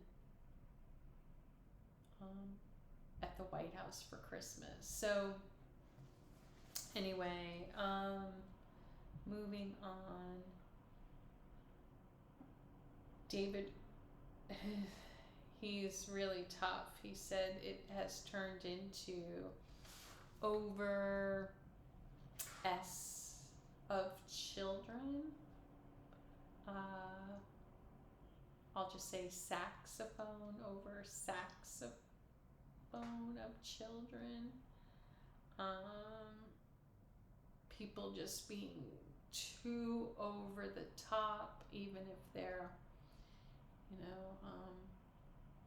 not heterosexual, and a very big he was played with androgyny.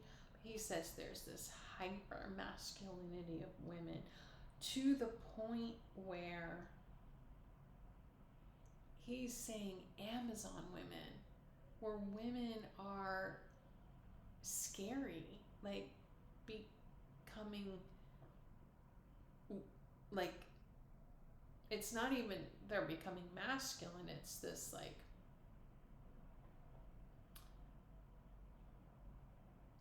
wrong idea of masculinity, just toxic, like women are becoming toxic masculine, Amazon women, scary, it's not good for them, it's not good for men, he's just like, whoa,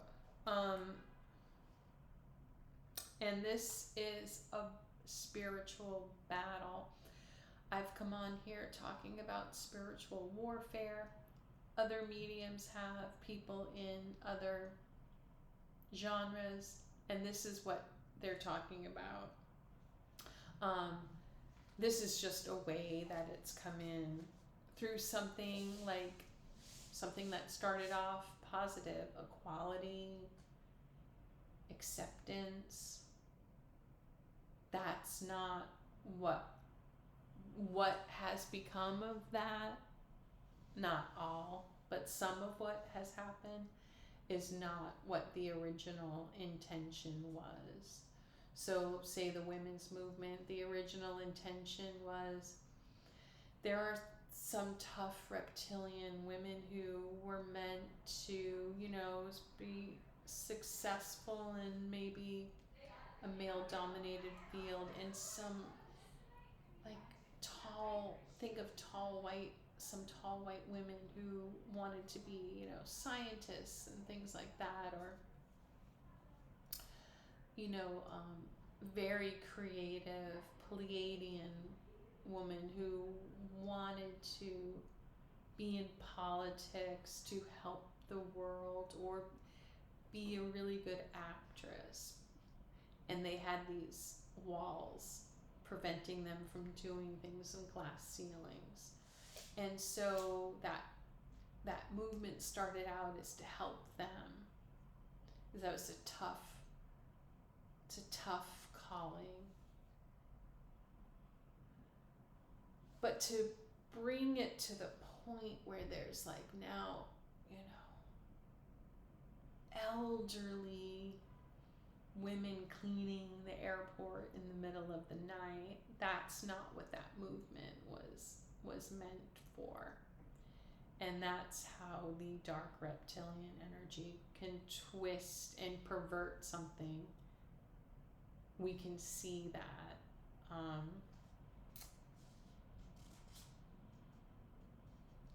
So David told me he was a humanitarian when he was here. And he got really into the Save the Children Foundation, and he did a lot with helping out with poverty in Africa at that time. And he's also saying he was grateful. And I'm sorry if I'm flipping all around with subjects, but he would just randomly say things to me, and I would run and write it down. And now I have notes in my phone, Because sometimes I would be like lying down and going to sleep, and he'd say something and I would talk into my phone. But he wanted to talk about his liver cancer. He was sick for 18 months, and he was very, very grateful that it was that short. He wished, he could have spent more time with Iman. He's saying that him and like others on the other side, they do love being on the other side, but they like physically being here with their twin flame, just to comfort them and also to have the earthly experience, which is another of many reasons why we come back. As I was talking to him about this, my team, Jesus interrupted and was like, they were all laughing. Because I said it first, but it's like they said it. We're talking to each other, but I said, do I like being here on Earth? Because this is something they've told me, that for the most part, reptilians prefer Earth to the other side, even though they like the other side because it's so loving and peaceful. And starseeds tend to like the other side, but I'm one of the starseeds. They said that I do love the other side, that when I'm there,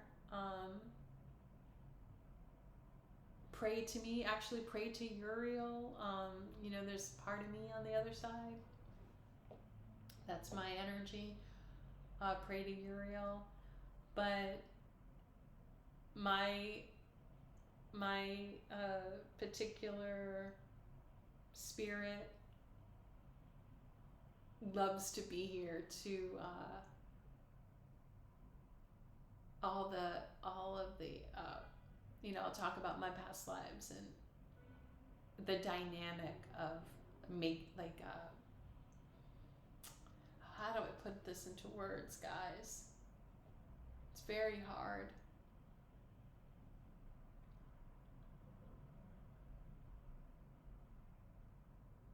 It's like coming to Earth and trying to, a passion, like trying to fulfill your ideas and your inspirations from the other side. Anyway, he was sad to leave here. He was sad to leave Iman. He knows it'll just be a blip, that she'll be with him. Time is different for them. It'll be very fast, but he misses his physical existence with her. And he's with her every day. He says he's always with her. These are all such random notes, but so he says that Prince, he hangs out with Prince. Now Prince is here. It's going like this. He says that Prince was the greatest guitarist. He says, fight me on that. Some tough messages I wrote down, guys, from David Bowie. So he says he would like galactic beings to stop being victims. He would like you all to dress better, have better hair, take better care of yourself, use your talents more, and support others that you truly value. Many of you are supporting, whether you admit it or not, your energy, a lot of your energy goes towards either the dark reptilian energy or dark reptilians, or reptilians, like you pour your energy into them. And many starseeds aren't supporting each other.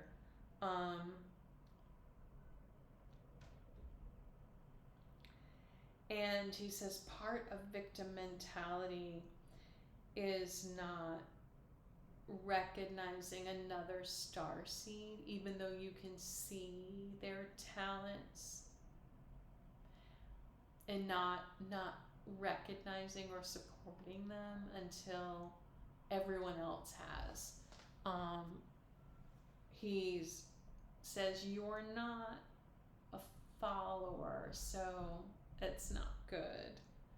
And that's actually a dark reptilian way to be, which is fine for them, but not for galactics. And that could be something that's making you unhappy. And this is a tough message. He's saying many of you are doing that out of anger, bitterness, spite, and jealousy, because you feel like you didn't get to fulfill your mission, or you had roadblocks. Many galactics are worshiping reptilians. We went through that before. He's saying, I, like Prince, he was a ninja. And he's recommending that you try to be like that. Some people saw him as very strong, but he says he was more than strong. He was very ninja-like. He put a lot of energy into avoiding darkness instead of actually always pushing up against it, if that makes sense. And Prince was the same way. And he's saying Prince said no a lot. And also did a lot of things under the radar in privacy. And that is also, being independent, which can be hard for galactic beings, because it's not that we're codependent. That's like the complete flip. It's that we're interdependent. We are born to be collaborative, but he wants to say that this is Earth, it's not the other side, that unfortunately we have to also, we have to look out for ourselves without being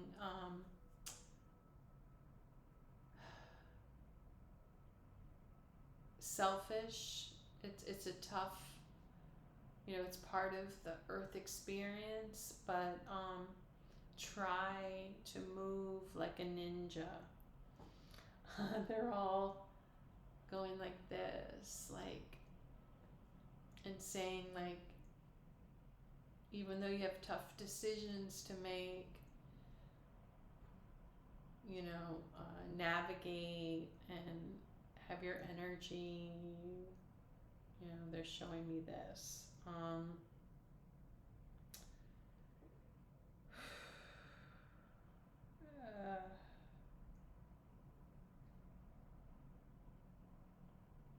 And don't give more energy than you're receiving. Don't get trapped in these dark reptilian circumstances. Many of you feel like you'll be safe if you just give more, but that's one of the easiest ways for a dark reptilian to destroy you, taking all of your energy. He doesn't mean to be harsh. He just wants you all to know he was a skinny kid, with two different eyes. And sorry, just making sure my video is doing okay. with 2 different eyes and poor fighting skills, autistic, ADHD. And this isn't to shame you, but this is, if you're thinking about what I'm saying, the first idea might come to your mind is that I was so talented, and that is true, but you're talented and you're a star, and even reptilians are talented, and it could be even talented in the way that they're tough, and they need to be tough in order to band together, get what they want in groups. It's not always a bad thing. There's different forms of talents, and if you are a starseed, you do have a talent. It may be a latent talent, but feel if you have other characteristics of being a starseed, you will not feel satisfied until you start doing your talent, and you start using your talent, you start doing your mission.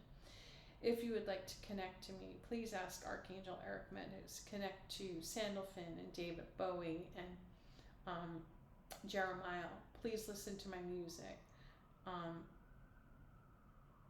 And, start with the best songs and see what you resonate with. Because even, some of my sleeper songs have meaning, and connect with me by doing some sort of intellectual work. It's a good way to connect with me, and also be very specific with what you would like me to help you with.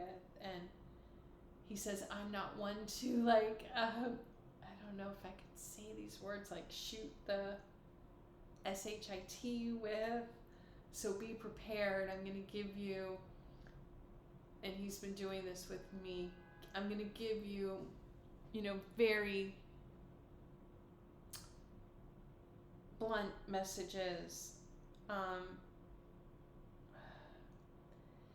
If you connect with me, there may be a time of respite and comfort and understanding of the messages you receive, but also know it will require some effort on your part to maneuver. And what is it that you would like to accomplish? I can't state enough how much it appears that my talent was so big in public that, of course, that was easy for me, but it wasn't. And all you have to do is tune into 1, 2, a few talents that you have, and just keep doing them. Get as close as you can to doing them. If you work in an office that does what it is that you would like to do.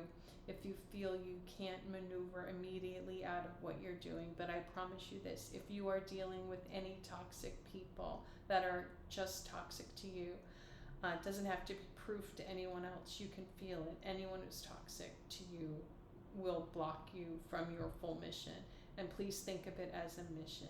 Blessings are a wonderful thing, and the universe does give blessings, but a mission is a co-creation with us. And trust me, doing that will feel a lot better than sitting back and expecting a blessing. I understand many of you have gotten to such a low place that you feel like you can't go forward without a major blessing, but understand that many of you are also in the spiritual community, sit back and wait for blessings, or think there's only 1 or 2 roads to receive your blessing. And many of you are being passive, and being passive is a way of blocking what you would consider to be your blessings, and what we would consider to be your mission and your co-creation with us. Many of you do need the strong energy of Sandalphon and the tall whites and Archangel Michael. Even though you do feel very wounded, you may feel, and you may not have that much strength, and that actually is one of the reasons why you need it the most. If you're still on earth, that means you've made it. You're still alive, and there are still opportunities for you, no matter what your age, health status, being completely debilitated. But no matter if you have divorce, reputation, income level, we'd like to help you. We need your permission to help you. Please ask us. Be specific. Give us permission to help you. And please listen, and an integral and important part of moving forward is listening. Many starseeds ask us for help, but don't listen to our response. Don't listen to the messages that they receive, the intuitions, the guidance, the synchronicities. Connect with music, my music, please. It's not an ego stroke. It's because my music resonates with me, and that will help us connect with each other. And the reason I'm talking to you is I really want to connect with you. I really want to help you.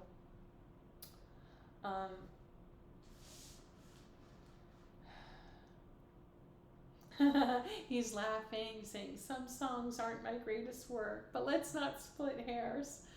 He was laughing when he told me this. They're all laughing now. A lot of this male, female, family, friends, I guess you call it drama, these days is better suited for reptilians, definitely dark reptilians. And it's not an insult, but reptilians enjoy conflict more than starseeds, are cut out for it more. And it could actually shorten a starseed's lifespan. Like bickering all the time, being, he's saying in a couple, being a bickerson, that's not going to work for a starseed. But that will work for reptilians. They may enjoy that and enjoy the letting off steam onto their partner like that, and these battles over petty things, or might be petty to you but not to them, and they may enjoy it. Understand that it could ruin your life, and he wants to use me as an example. He's making fun of me, saying, oftentimes I'm a big idea person. I would go to reptilians all excited with my big ideas, and I would just expect them to be as happy as I was, and that was my autism, me not understanding them, my neurodivergency, and I just didn't get it. I didn't get that the way that I thought, and my creative endeavors and my ideas were being filtered through people who were seeing me as, coming up to a certain age, not reaching milestones. And he's just trying to get you to understand through this story about me that we're different beings, and that I was expecting them to be like me, they're expecting me to be like them, and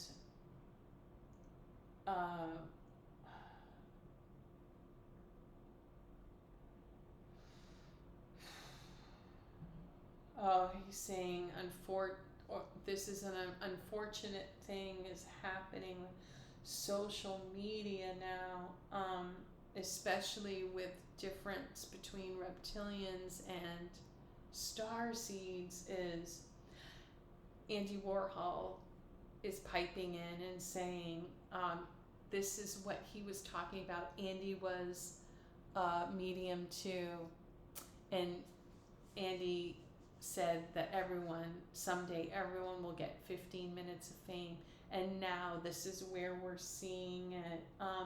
We're seeing reptilians filling up all of this social media with trying to get the attention for going to the store or traveling or having a meal that we would reserve for someone who, worked their butt off to create an album. And this is not a good social, this is not good, guys. He's saying this is just, some people are fighting for attention, and some people are fighting to do their mission, but unfortunately, a lot of this energy that's going towards people just wanting to get attention, it is,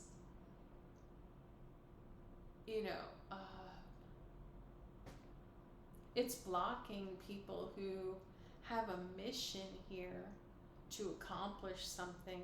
They're not getting the proper support for it because all this attention is going towards nonsense. He's saying, please don't be a part of this.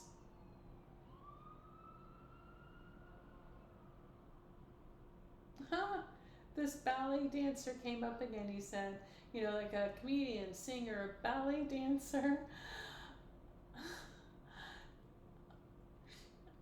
He loves ballet. I didn't know that. So, like asking family members to go see their show, and family members are blocking people's talent, and trying to supersede them with a story about like going to the supermarket. This is just an example, but they're seeing this from the other side, and they're just, they're saying, just please don't be a part of this. That's all they can ask. Don't deal with this. Like, if you're doing, something worthwhile, and don't let this energy overshadow that. Don't indulge that.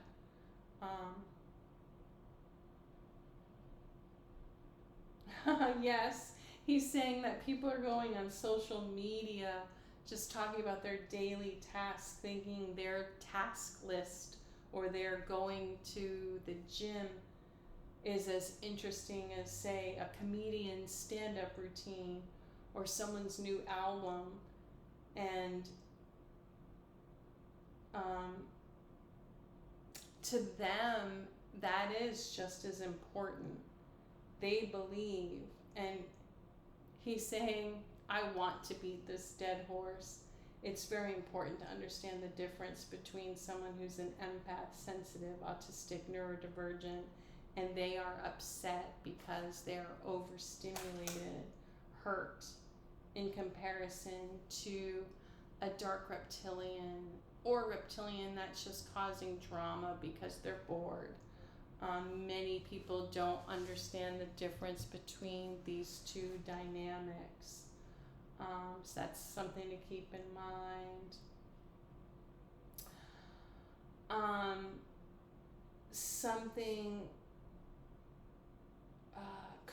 He's saying control freak, and I put a laughing emoji, has become such a dirty word. Again, it's because of dark people trying to control others, but having control over yourself and your art and what you do is a good thing. So again, this is a circumstance where something that was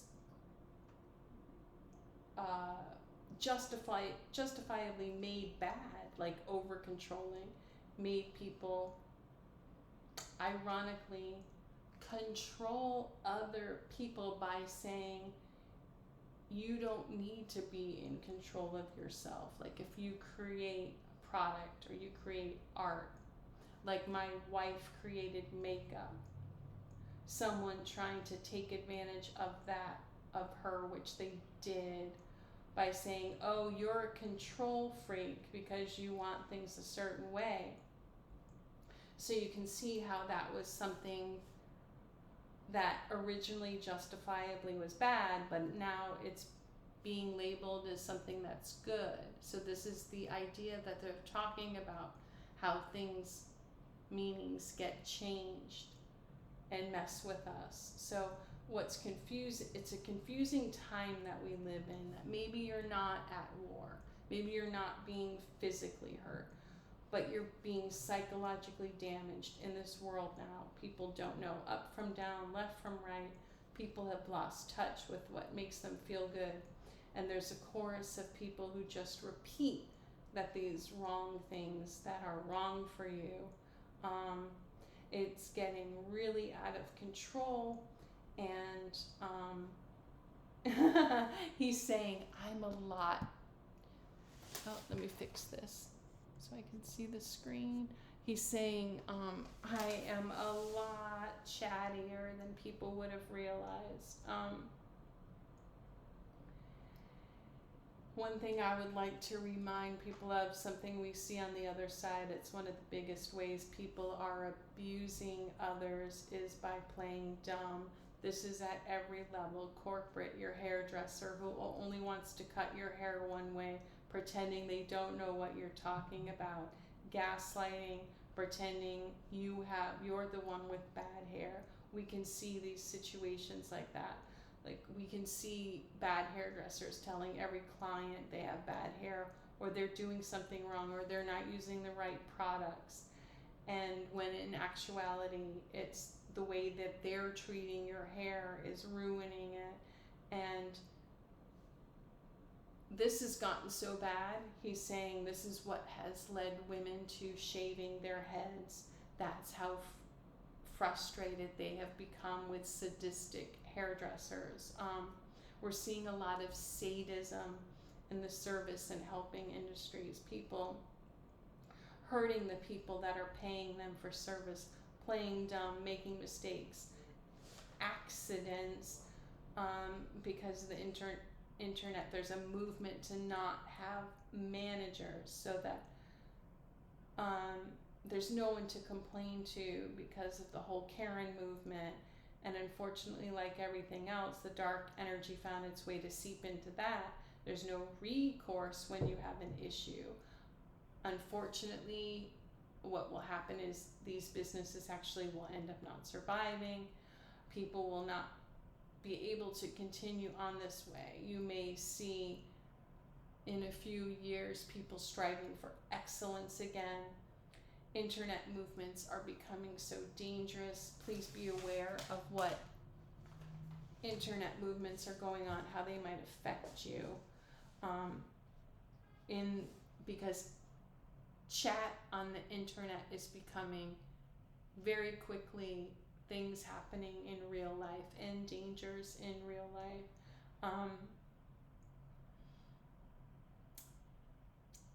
There could be some internet movement that is against your particular skin color, your age, your race, religion, your education level, your background, what someone thinks your ancestors did.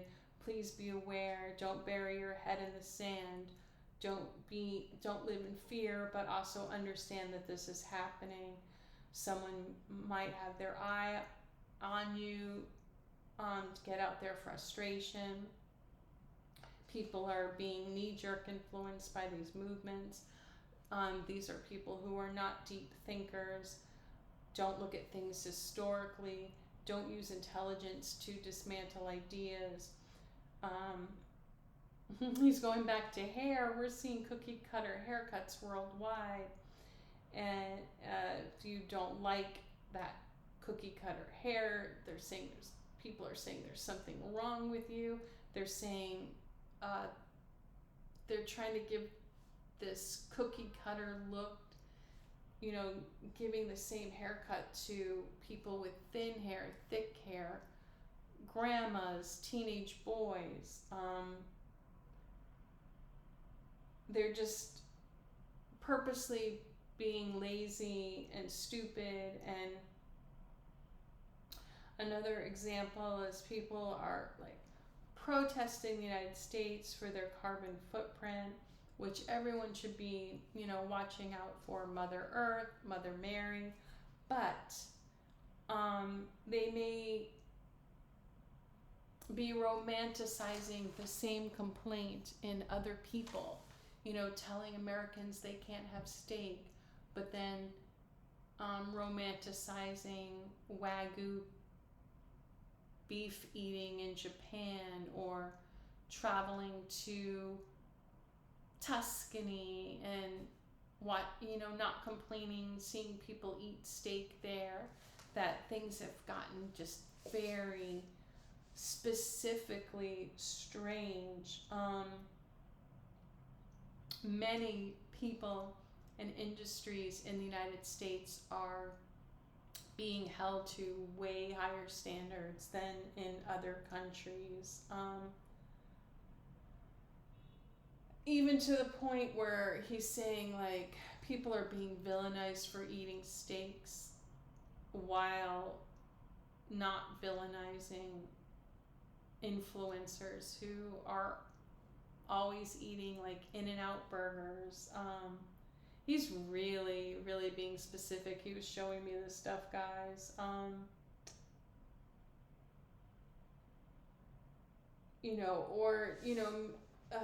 Say like a married couple who is protesting others' carbon footprints while they have 2 cars, 2 jobs, 2 people every day eating takeout 3 times a day. Like, huge carbon footprint compared to, a 1-income family, 1-car family. So it really, it's in the minutia, the details now, that things are getting crazy.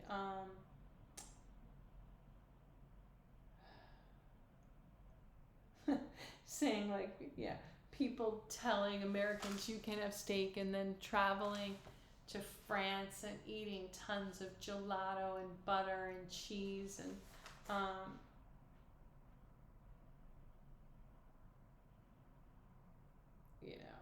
just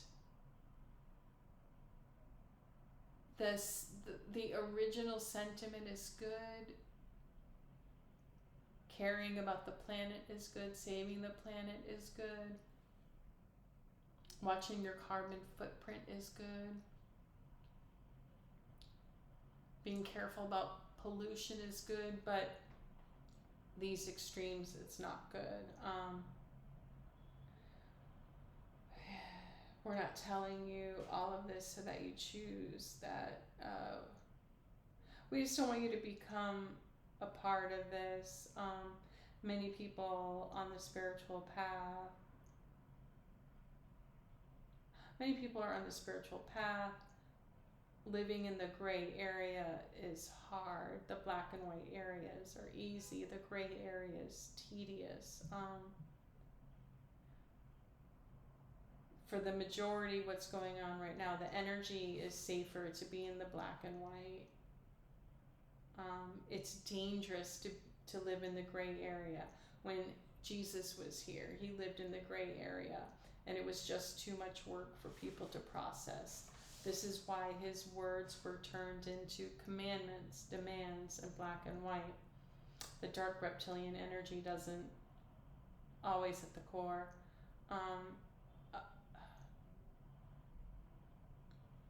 Sorry, guys. I wrote some of these things down very fast. The dark reptilian energy doesn't always at the core want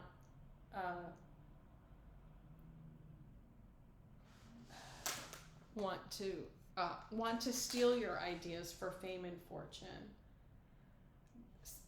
They think they might, depending on who it's going through, but what they really want is to destroy your ideas by taking your ideas and your creativity and then watering them down with a dark reptilian twist.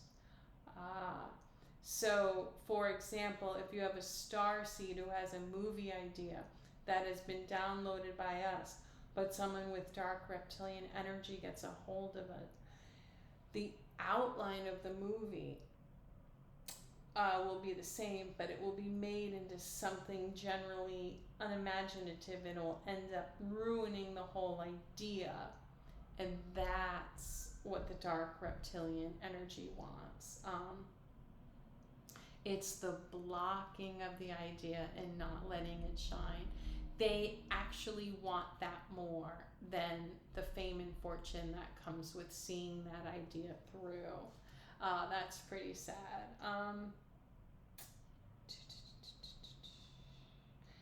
He's saying everyone needs exercise. Even if you're tall and thin like he was, he needed more exercise.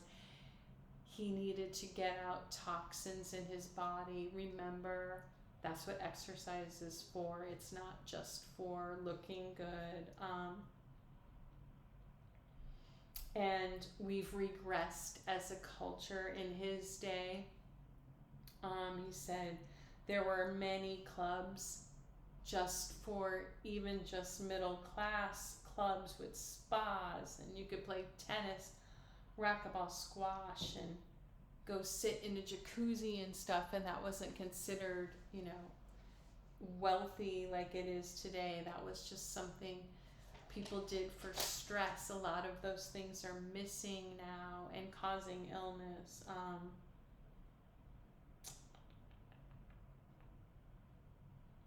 When I needed inspiration, he says Bowie was my attempt at being human. He has been before, but David Bowie spends most of his time throughout the history of the world being an alien. He said when he needed inspiration, he would cut up words and put them together, and it was like using the tarot, because he was getting the other side would help him. The attention, so his mind would be drawn to the words, and it would take his attention away like a tarot, and that would help him channel in the energy, because he wasn't focusing so hard on hearing the messages. His manager Dupree was shady, took his money. He was introduced to a really dangerous thing, like this Coke milk mixture that Elvis was introduced to. They had no idea how bad these substances were. Remember, each generation has their own curse. Back then they were told those kinds of things were good for them.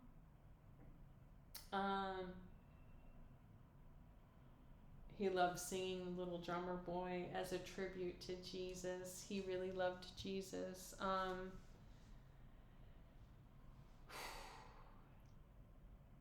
He loved playing the Elephant Man. Also, he's asking a lot of starseeds, saying you need to lighten up a bit, enjoy things more. He had that problem. He, being Jerimiel and Sandalphon, he would vacillate between being overly serious and being too cheeky.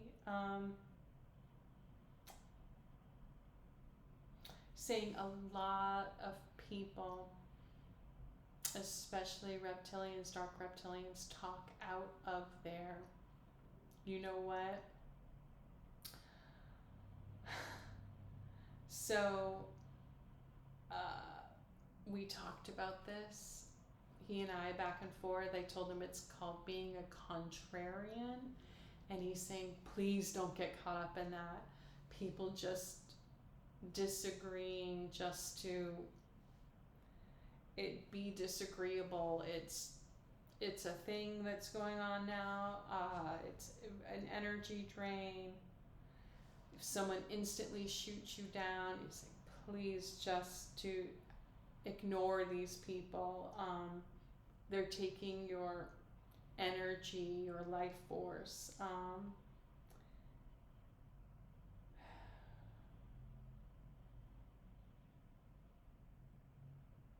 Also, humans were not supposed to imitate robots. Don't talk to people like a robot. Don't send them robotic messages if you can help it. Sometimes you have to. This is a bad trend. Words are being used out of context. They're losing their meanings. There's a lot of psychobabble.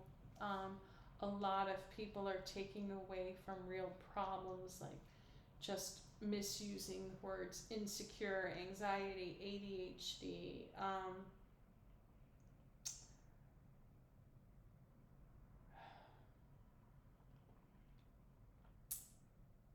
Okay, he is saying this, guys. This is a really crazy message. He's saying around, he said, he's not saying, don't say around.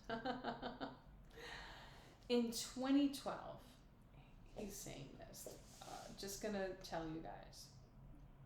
He's saying there are 2 male, not straight hairdressers,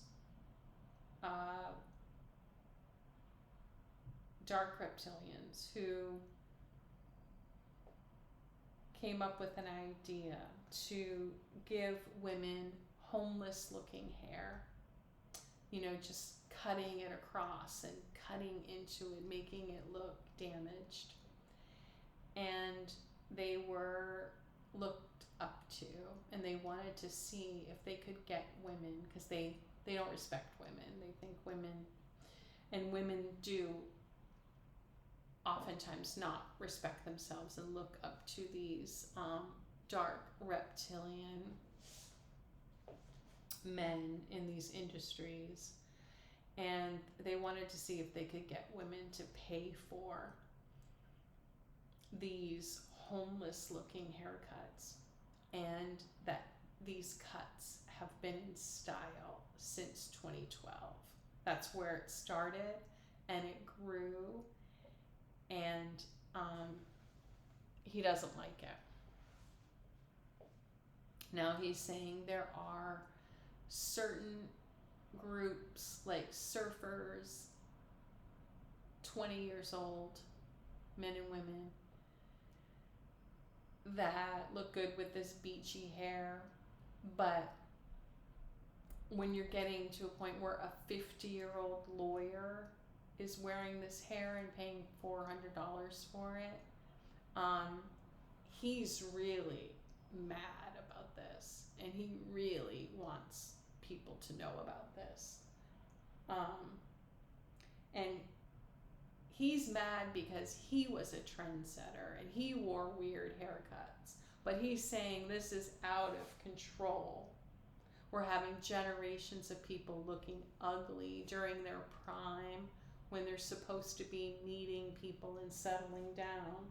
This is bad, and this is a dark reptilian energy interfering with people's happiness and their missions.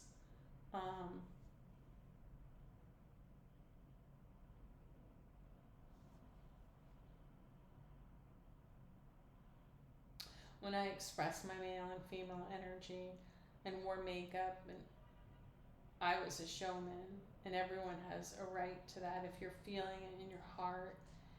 If you are that, there are many running around not doing what feels good for them. If you put on an outfit and it's big and dark and baggy and you're not feeling it, and you're actually a feminine energy and you're walking around looking like that all the time, you might be doing it for protection of some sort of trauma or some sort of trend, but it can really, make you feel depressed. So look out for that. And also make you unattractive to people you want to attract.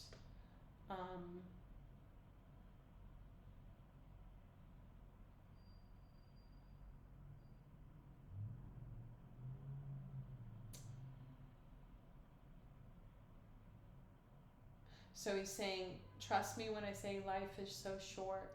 We really understand you have challenges. We're not saying that to avoid all of your life challenges. It's just that we see so much that makes you unhappy. It's your choice.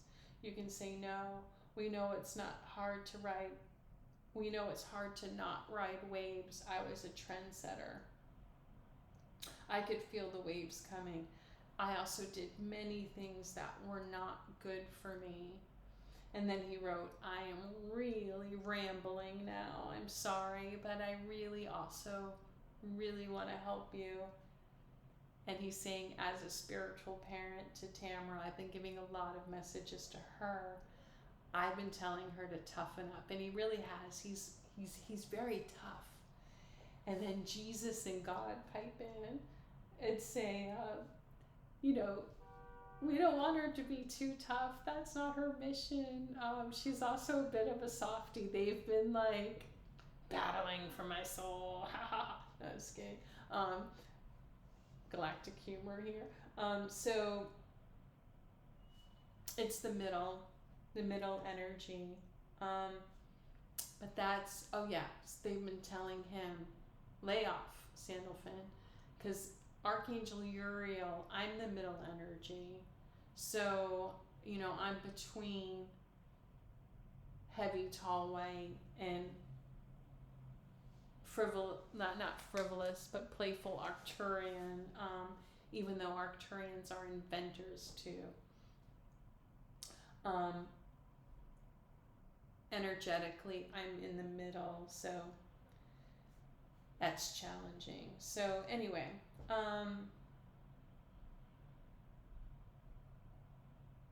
so he's saying, as a child, he understands I'm Uriel, and being the middle energy is challenging too. His was much more intense, but challenging in a different way, being Jerimiel and Sandalphon, but he also loved it. We love ourselves, like we love what we are, what we're supposed to do. We just forget while we're here. And he's saying, okay, I'm done. I'm really done. That's it. Okay, guys, for now, those are the messages from David Bowie and all the people that are with him and my team. I want to thank everyone. I love you all. David is definitely going to come on and talk more. And he's so helpful, you guys. I know this was long, but he said a long lecture. Okay, I'm really gonna say goodbye. And anything else, we'll come back. All right. Bye, guys. Happy holidays.